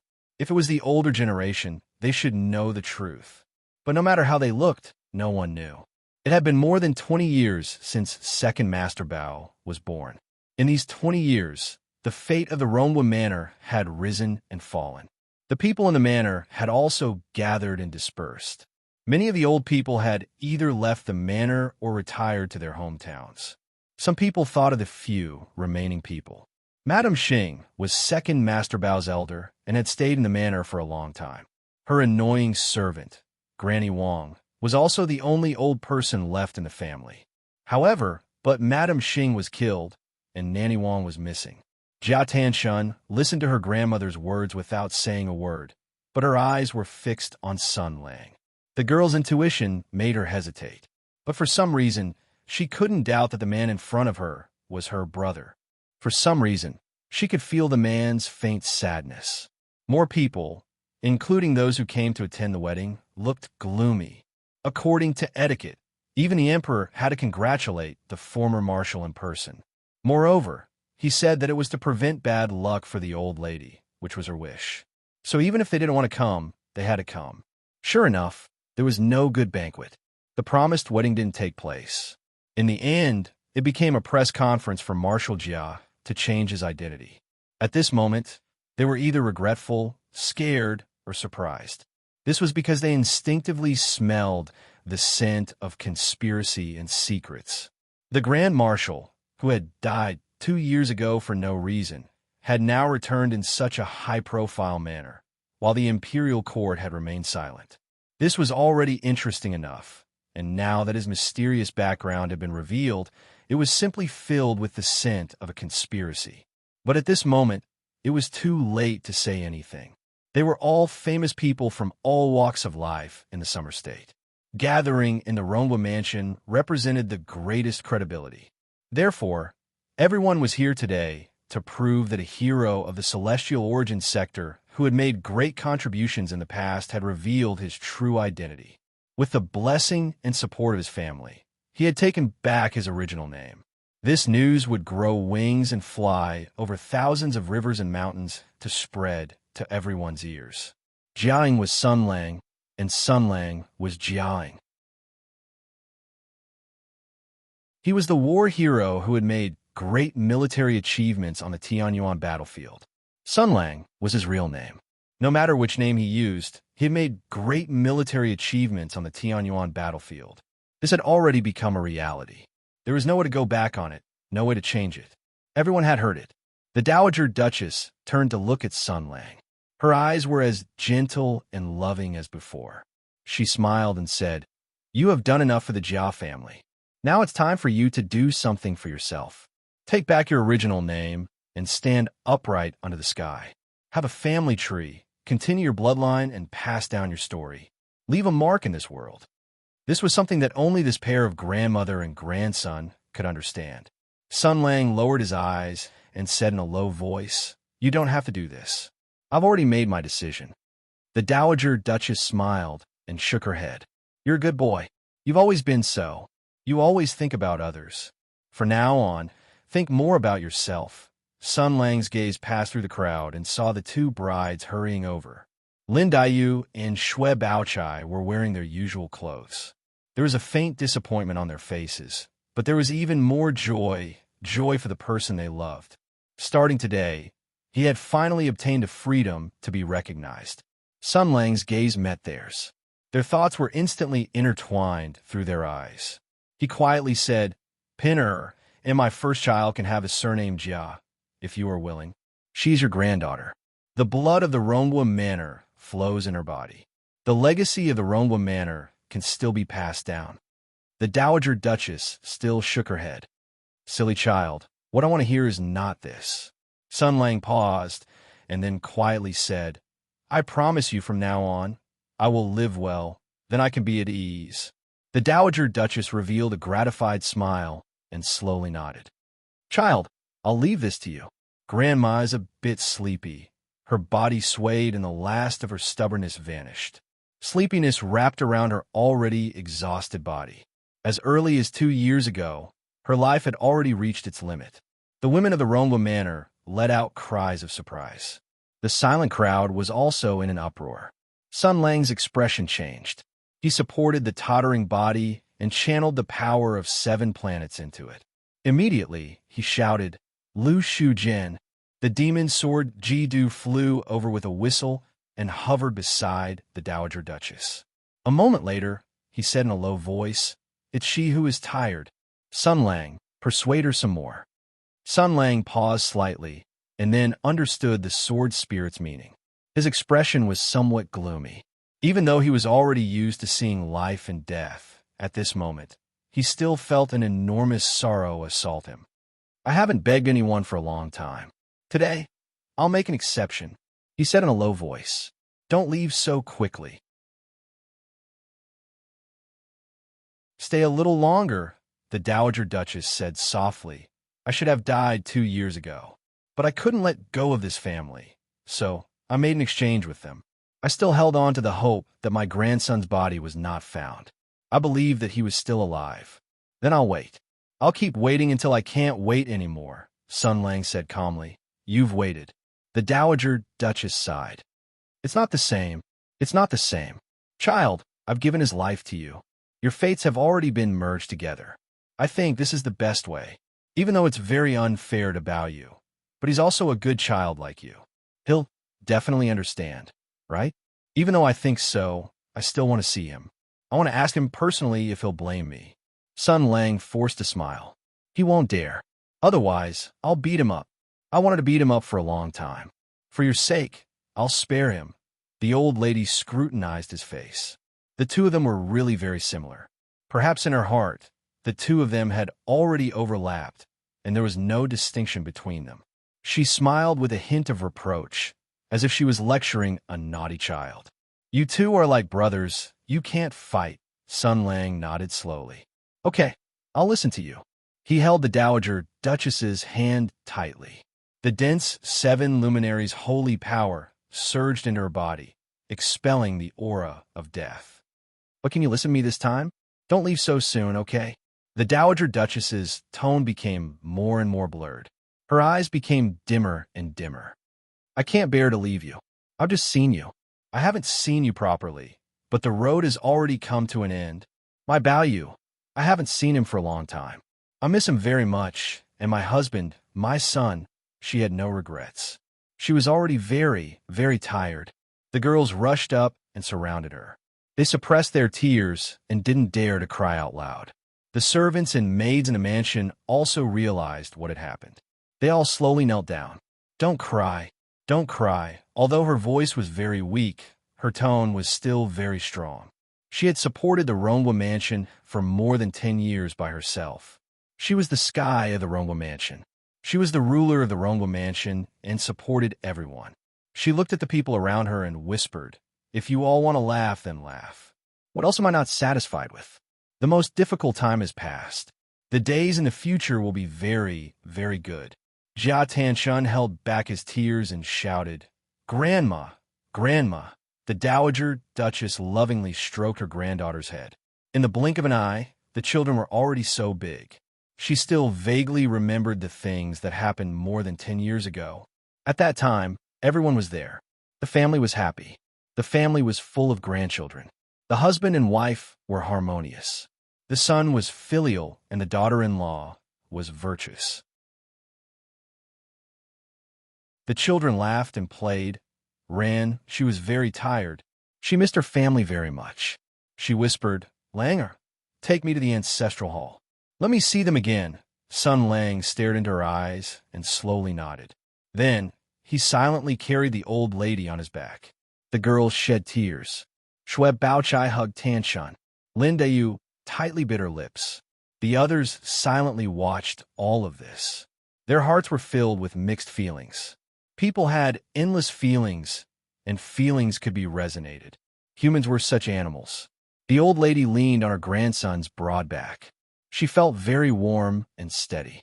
This kind of back was enough to support the door, shelter the wind and rain, and protect all the people who needed to be protected. If Bao was still alive, he would also be a very, very good child like him. The old lady's gaze passed over the child's shoulder and looked at the Comroga mansion. The old mansion, the mottled courtyard walls, and the green grass and trees. This was the place where she stayed for half of her life. Countless joys and sorrows, countless old family affairs, now finally came to an end. Glory, splendor, wealth, and perseverance finally disappeared. Only quiet calmness was left in her heart, as well as the joy of reuniting with her family. Like birds returning to the forest, the vast expanse of white land was really clean. After tomorrow, it will be a new story. It's really good. Her gaze gradually drifted away, from the joys and sorrows of her life, to the green mountains in the distance, to the scenery of Jinling and the tranquil wind. She looked at the distant sky. The sky was very clear. There were no clouds in the sky, so she could hear the sound of the sky. Vaguely, she heard a gentle call from the sky. In the distant sky, there was the family she missed. Above the ninth heaven, she saw her husband, her loved ones, and her Bao.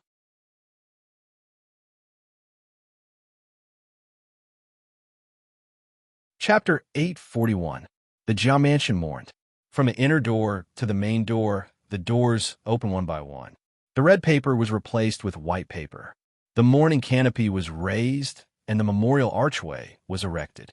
The people in the mansion went around to announce the passing of the deceased. Grief flowed gently in this once glorious mansion. The only remaining elder of this generation had finally let go of her burden.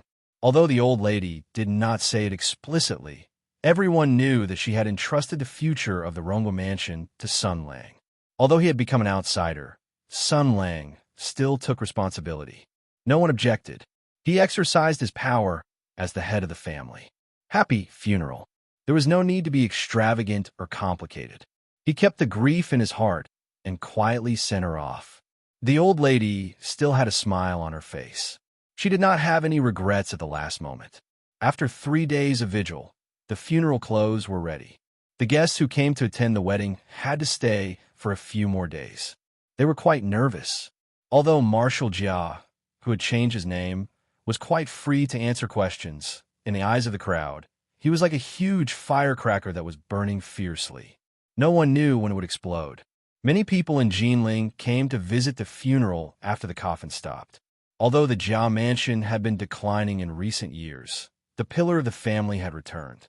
A talented person in his 20s could bring glory to the family for 50 years and even lay the foundation for 1,000 years.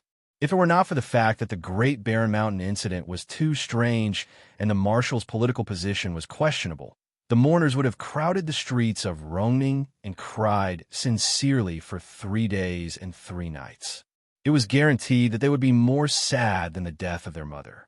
Rongwa Manor was a duke's manor. Although it had declined over the years and was not a lord with real power, it was still a duke after all. The old madam was the legitimate madam of the duke. As the only old woman of her generation who had great achievements, she was personally conferred the title of first-rank imperial lady. After her death, it was necessary to report it. It was very appropriate to report in the name of Jia Su. He was the Duke of Ning and the nephew of the old lady. In addition to reporting the death of the old lady, he also said what the old lady had said before she passed away, which was about Sun Lang's true identity. At the end of the letter, Sun Lang had written down, which was the words, "This subject wishes to hear the memorial." After that, he wrote, "I am Sun Lang, that's all." Jia Su had no objections. His big uncle was very quick-witted. He could see the grief and anger in Sun Lang's heart. If he raised the slightest objection to this nonsensical statement, the enraged eldest nephew would probably tear up the memorial and rewrite it. It would definitely be the most shocking memorial in the history of the dynasty. The memorial crossed the river and headed north. On the second day of mourning, the imperial court's emissary came at top speed. But don't be mistaken, this was the first batch. After Prince Zhongshuan fled back to the capital and brought back Sun Lang's threat, the imperial court had settled on a response.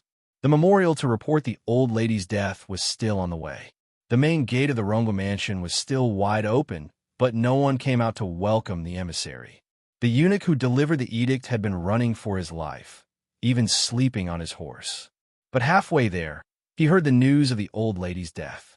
He was so scared that he almost threw away his imperial life and fled through the night. But in the end, he didn't make it.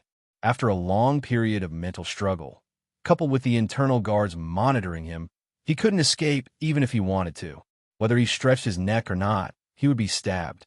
Although his heart was terrified to the extreme, he still walked to the middle door of Rongwa Mansion with trembling hands.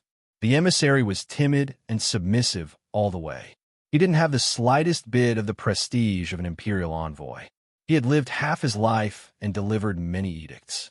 No matter if it was the family of an important official or an ordinary family, which one of them wasn't respectful and flattered.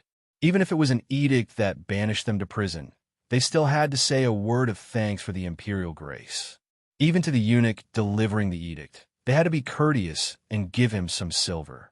That feeling of relying on someone else's might was really comforting, but this time, everything was reversed.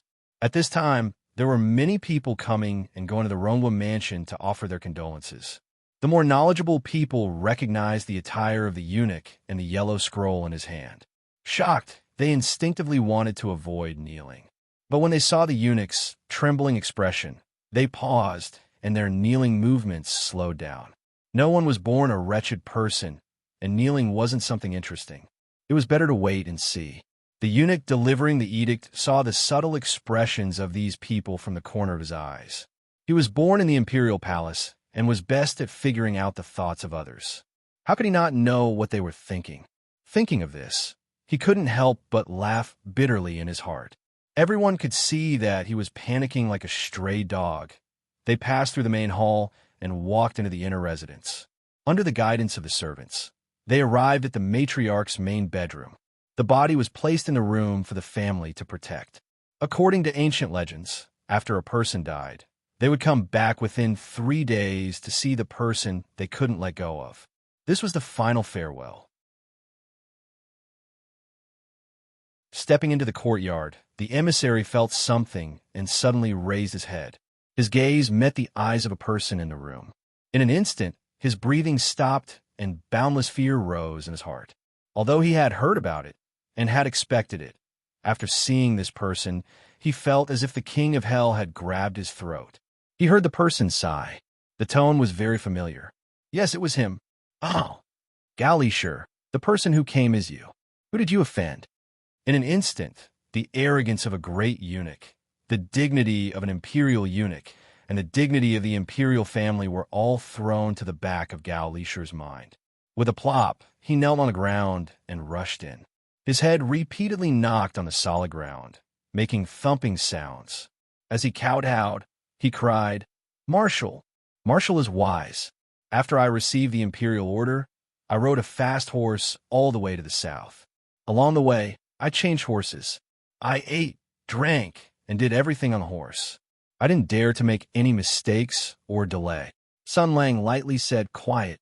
Galishur immediately shut his mouth. His head was on the ground. He clenched his teeth and forcefully suppressed all sounds. Sun Lang asked, "What did the emperor ask you to bring?" Galishur immediately took out a brocade box from his chest and raised it up high. His voice trembled as he said, "Other than the imperial order, the emperor also asked me to give this to the matriarch." Sun Lang took the brocade box and opened it to take a look. He let out a sigh. Psychic jade. He threw the brocade box on the ground and took out another item from his pocket. It was 2 pieces of ancient jade. Under the candlelight, they shone with a faint luster. However, one of them was already broken and its luster was also dim. On the other hand, the one that Galishur gave him was emitting an intoxicating light. It was as if there was a mysterious power gathering in it. The broken one was given to him by Wang Shifeng. This sister-in-law and sister in name had come back yesterday with her injuries. She almost cried until she fainted. This so-called psychic jade was the key to prolonging the old matriarch's life. It was probably something similar to an energy battery. When Wang Shifeng killed her brother, Wang Run, it was to steal a psychic jade that Wang Ren was secretly keeping. The various reasons behind it were also a very long story. Wang Ren risked his life and broke the psychic jade before he died. Wang Shifeng realized that her plan had already been exposed. She had no choice but to escape from Jinling. She tried to divert the enemy's attention while looking for a way to repair the psychic jade. But in the end, it was the old matriarch who took the initiative to embrace death. Even if she found 1,000 psychic jade, it would be useless. Sun Lang held the warm jade. It contained a power that he was incomparably familiar with. He expressionlessly put the jade away. He looked at the trembling Galishur and calmly said, "Don't be afraid. I don't blame you. This is the old matriarch's own choice. It's not because you were late." Although he said this, he still felt a faint sadness in his heart. If Galishur had arrived a day earlier and delivered the psychic jade to the old matriarch when she was about to die and forcibly prolonged her life, then some things would have been different. Not to mention other things, the emperor had the old matriarch's life in his hands. There were many ways to make him fall into a passive position or even choose to compromise. Perhaps the old matriarch had foreseen this, so she chose to give up her life. She didn't want to be a puppet that was neither human nor ghost. She didn't want to implicate her grandson. Sun Lang turned his head and looked at the old matriarch's calm face. After she died, her body wasn't stiff, her body wasn't cold, and her face was still rosy. This meant that the old matriarch's body had already undergone some kind of irreversible change. However, there is no need to investigate what had happened before she died. He would rather believe that this was the old matriarch's last love and gift. She wanted to pass away in the most peaceful manner so that the people who missed and loved her wouldn't be too sad. There was still a warm smile at the corners of her mouth. Her expression was serene as she thought of the people far away and left. Her face was as loving and warm as when she was alive. In those 6 years when life was worse than death and were filled with despair, it was also the old matriarch's words of longing and love that made him remember the long-lost taste of familial love. At the end of her life, after she completely understood and confirmed the truth, she was able to use kindness and tolerance to leave the greatest love and light to a stranger who wasn't her grandson. She released Sun Lang's 8-year-long knot and obsession. From then on, the person named Sun Lang stood under the sun and in the gentle breeze. From then on, there was no resentment in his heart. However, he was unable to repay all of this. Perhaps, just as he had promised before, from now on, living well was the greatest repayment and gratitude to the old matriarch. Walking out of the darkness and embracing the light, Sun Lang let out a long sigh. Where's the imperial edict? Although it didn't make sense, Gao Lisher still handed the imperial edict over as quickly as possible. At this point, no one cared about the problems of formality. Life was the most important. Sun Lang gave it a few glances, and a mocking smile rose to his face. The name was written incorrectly. My real name is Sun Lang. Before the old matriarch died, she explained my past and wanted me to return to my original name. Take it back and have the emperor write another one. Gao Lisher didn't know how to reply. He was just about to reach out to take it when Sun Lang's hand holding the imperial edict stopped in the air for a few seconds. He seemed to have thought of something and said, "Since we're already here, let this imperial edict draw a full stop to Jia Ying's life." This is an honor shared by Sun Lang and Jia Ying. He handed the imperial edict back. Read it.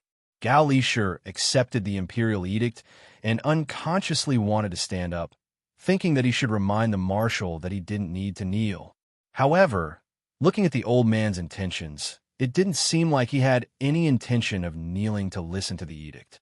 However, just as he wanted to stand, a hand pressed down on his shoulder. Gao Lisher raised his head in shock. In front of him, the marshal's expression was very calm. He said, "Read it while kneeling."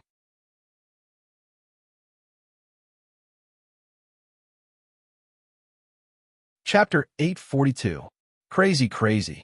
This was the only thought in Gao Lisher's mind. Since ancient times, imperial power had always been supreme. He had heard that the emperor empathized with the hopes of the old officials and allowed them to listen to the imperial edict without kneeling.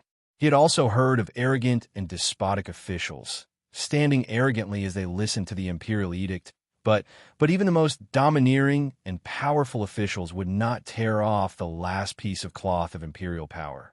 Making a eunuch kneel and read the imperial edict? Does your grandmother know you are so awesome? Don't be afraid and don't think too much. I know you are here to pass on the imperial edict and represent the emperor. It is because of this that you should kneel. In other words, your master should come and kneel. He should be extremely grateful to my grandmother because one after the other, he owes her 2 big favors. First, she taught a good grandson. Second, she did a good deed in the end. Otherwise, he probably wouldn't even have the chance to come and kneel. Gao Lisher trembled in fear and did not dare to sweat. Heavens, Empress, what did I hear? What did I hear? Are you serious? He revealed a smile that was uglier than crying. Marshal, of course I understand you. I know it is not easy for you. Originally, you were sent to do this job, so you must have offended someone. But it doesn't matter, I will protect you in the future. After her burial, I will go to the imperial capital. The position that the emperor conferred is a bit interesting. I am very satisfied. You can come and help me, just like Wei Zhongxian. Sun Lang looked at Gao Lisher, his expression becoming more and more amiable. Right now, we are in the middle of a funeral. In front of her, I have to be a good child, so I will tell you these things. But if you don't want to read it, it is not impossible. Now, memorize the imperial edict, and you can go down and tell her." Gao Lisher's face was bitter, but he also knew that there was no turning back. His heart was in turmoil. Seeing Sun Lang slowly stand up, he panicked and did not think about it anymore. He opened the imperial edict as fast as he could and read it. "By the will of the heavens, the emperor," the imperial edict says. Sun Lang quietly walked out of the house with his hands behind his back. Outside was a clear sky. There were many people surrounding the courtyard outside. Some of them came to offer their condolences, while others came from their own residences. When they saw Sun Lang, they instinctively saluted together. This was the legendary person. Even now, they still felt that it was a lifetime ago that they could actually see a living legend. Previously, when they heard that the imperial envoy had arrived, they were all moved. The things that had happened in the past few days were too much for their eyes to take in. First, they had come to attend the wedding, and in the end, it had turned into a funeral. They had been affected by the emotions of that day and had a lot of respect for the old lady. Most of them sincerely wished the old lady well, but they did not forget other more practical things. The return of the Jia family's marshal meant that many things would change. They had to consider the problem of bedding. Today, there was an imperial edict. The imperial edict was the best weather vane. The content of the imperial edict was enough to explain a lot of things. It explained the emperor's intentions, the attitude of the imperial court, and whether Marshal Jia, who claimed to be able to summon the heavenly thunder to bombard the entire city and had the power of an immortal, was as awesome as the legend said. In fact, many people had already seen the first signs. This was because the eunuch who came in to deliver the imperial edict was not arrogant at all. After all, the eunuchs in the palace were the best at observing people's expressions, especially when they delivered the imperial edict. It was a barometer for determining the identity and fate of the person who received the imperial edict. If the eunuch was arrogant and filled with murderous intent, then the content of the imperial edict would definitely be very bad. It would either be a reprimand or a demotion of an official or a confiscation of property and beheading. If the eunuch was expressionless and scrupulous, then the content of the imperial edict would not be anything special. If the eunuch was filled with a smile and looked like he was carefully serving someone, then the person who received the imperial edict would definitely be someone who held the emperor's heart. He would either be an important official or a young talent with a bright future. This was most likely the case. But if the eunuch who delivered the imperial edict was trembling with fear, as if he was about to be executed, damn, was this real or fake? Many people were shocked. They came of their own accord and paid attention to every movement in the room. They saw the eunuch who was scared witless and repeatedly kowtowing. They also saw the marshal who was sitting on a small bench with a calm tone and a gentle face. This appearance and this manner made it seem as if the words ambitious and ruthless in troubled times were carved on his forehead. As they watched, they broke out in a cold sweat. Because the surrounding temperature was constantly dropping, they seemed to be able to empathize with the marshal's grief of losing a loved one. They were really worried that the marshal would suddenly explode and crush the eunuch's dog head with one claw. Then the ambitious and ruthless in troubled times walked out. They heard the eunuch's signature pronunciation and cadence as he recited. In the imperial edict, the emperor was madly flattering, not at all stingy with his praise. But the people's expressions became very shocked because the person who delivered the imperial edict was kneeling in front of the coffin. The impact of the scene was so great that they almost thought that their eyes were playing tricks on them. Silence. Panic. Huge waves surged in people's hearts. On that day, it was said that a thunderstorm had descended on the city. Lightning flashed and thunder roared all night. With the power of a human, the celestial phenomenon had been triggered. Among the people present, there were talents from all over the summer state. They were very far away from Jinling and did not see the terrifying thunderstorm that shook the heavens and the earth, so they were skeptical of this legend. After all, hearing was false and seeing was believing. How could there be such a powerful person? But now they were a little convinced. To make the eunuch kneel to deliver the imperial edict, He was either a lunatic who had lost his mind or a daring madman. But the eunuch was not made of clay, and the royal guards beside him were not decorations. The eunuch was the emperor's servant and came to deliver the imperial edict on behalf of the emperor himself. Not to mention kneeling. Even if he did something slightly wrong and was regarded as a disgrace to the royal family, he would be beaten to death after returning to the palace, let alone kneeling to deliver the imperial edict. You asked him to kneel, and he would kneel in front of you? What kind of joke was this? But he really did kneel. It could only mean one thing. This eunuch who came to deliver the imperial edict had either received the emperor's private instructions, or he had made the decision himself. In other words, this eunuch from the Forbidden Palace actually felt that the consequences of not kneeling to deliver the imperial edict were more terrifying than the emperor's thunderous rage. After seeing this scene, the foolish people were terrified and thought that they must keep a distance from the Jia family when they returned, but the smart people saw more and saw an opportunity. Sun Lang only listened in silence for a while before leaving the courtyard. People made way for him, and the courtyard was still echoing with Gao Lishi's recitation. Sun Lang went all the way to the courtyard next door. Voices came from inside. When he opened the door, the room was full of blooming flowers and fragrance. The women in the room all looked in his direction. Shui Baochai, Lin Daiyu, Jia Tanshun, Qing Wan, and Wang Shifeng lying on the bed. A fiancé of a rich family, a fiancé of a distant aunt, a fake sister, a maid, and a sister-in-law who he had just found out was actually not related to him by blood. It was really too scary. Lin Daiyu and Shui Baochai immediately stood up and greeted him with a smile. Qing Wan hurriedly came forward to greet him, but Tanshun and Wang Shifeng's expressions were still somewhat complicated. It was difficult for them to change their emotions at the moment. Tanshun hesitated for a moment, but still softly called out, "Second brother." Wang Shifeng also revealed a generous smile. "You're here." The old lady had already passed away. The important thing was to start anew. The matters of the past had been buried under an eternal fog. The things the old lady had said were the final truths. This was very good. Sun Lang greeted them one by one. He pulled over a chair and sat next to them. "How is Sister Feng's body?" "The flow of blood seems to be much smoother today." Wang Shifeng nodded. "It is much better, thanks to Dr. Liu. After another 10 days of rest, it will be fine." "That's good," Sun Lang said. The imperial edict came today. Lin Daiyu was shocked. How could it be so fast? Shui Baochai thought for a moment. He should be here because of what happened that night.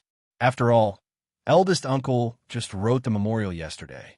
It's impossible for him to come and go so quickly. That night, my husband let Prince Zhongshun go. It seems that he has already delivered the message.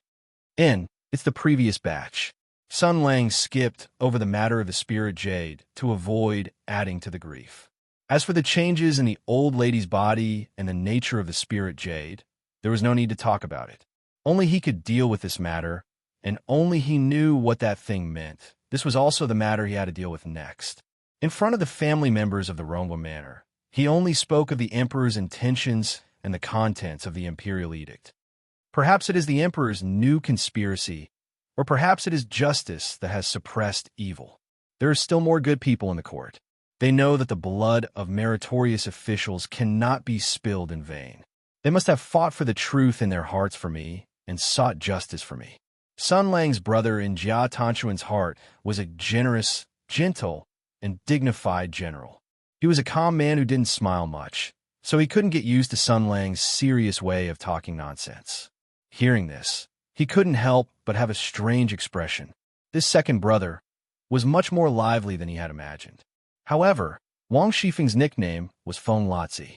It could be seen that she was used to being impudent and impetuous, so she didn't think much of it. She only smiled and said, "You should just tell the result." The result. Sun Lang looked at the women in the room and smiled. The result is that there is an official position. At this time, the war is over, and the emperor wants to take back military power. During the war, the title of Marshal of the World's Armed Forces must have become an empty title. It doesn't have much meaning. This time, the emperor knows it in his heart. At least he didn't give something that was only pleasing to the eye, but not useful. However, it is still very thought-provoking, Shue Baochai said helplessly. Husband, don't keep us in suspense. Sun Lang spread out his hands and said lightly, General Shansei is allowed to open a manor and establish an official office. It is the head of the military officials' manors, above the 3 dukes of the princes and on par with Tensei province. You're tuning in to the Warrior Lore YouTube channel. Don't forget to subscribe and join us on this journey to catch the most captivating stories.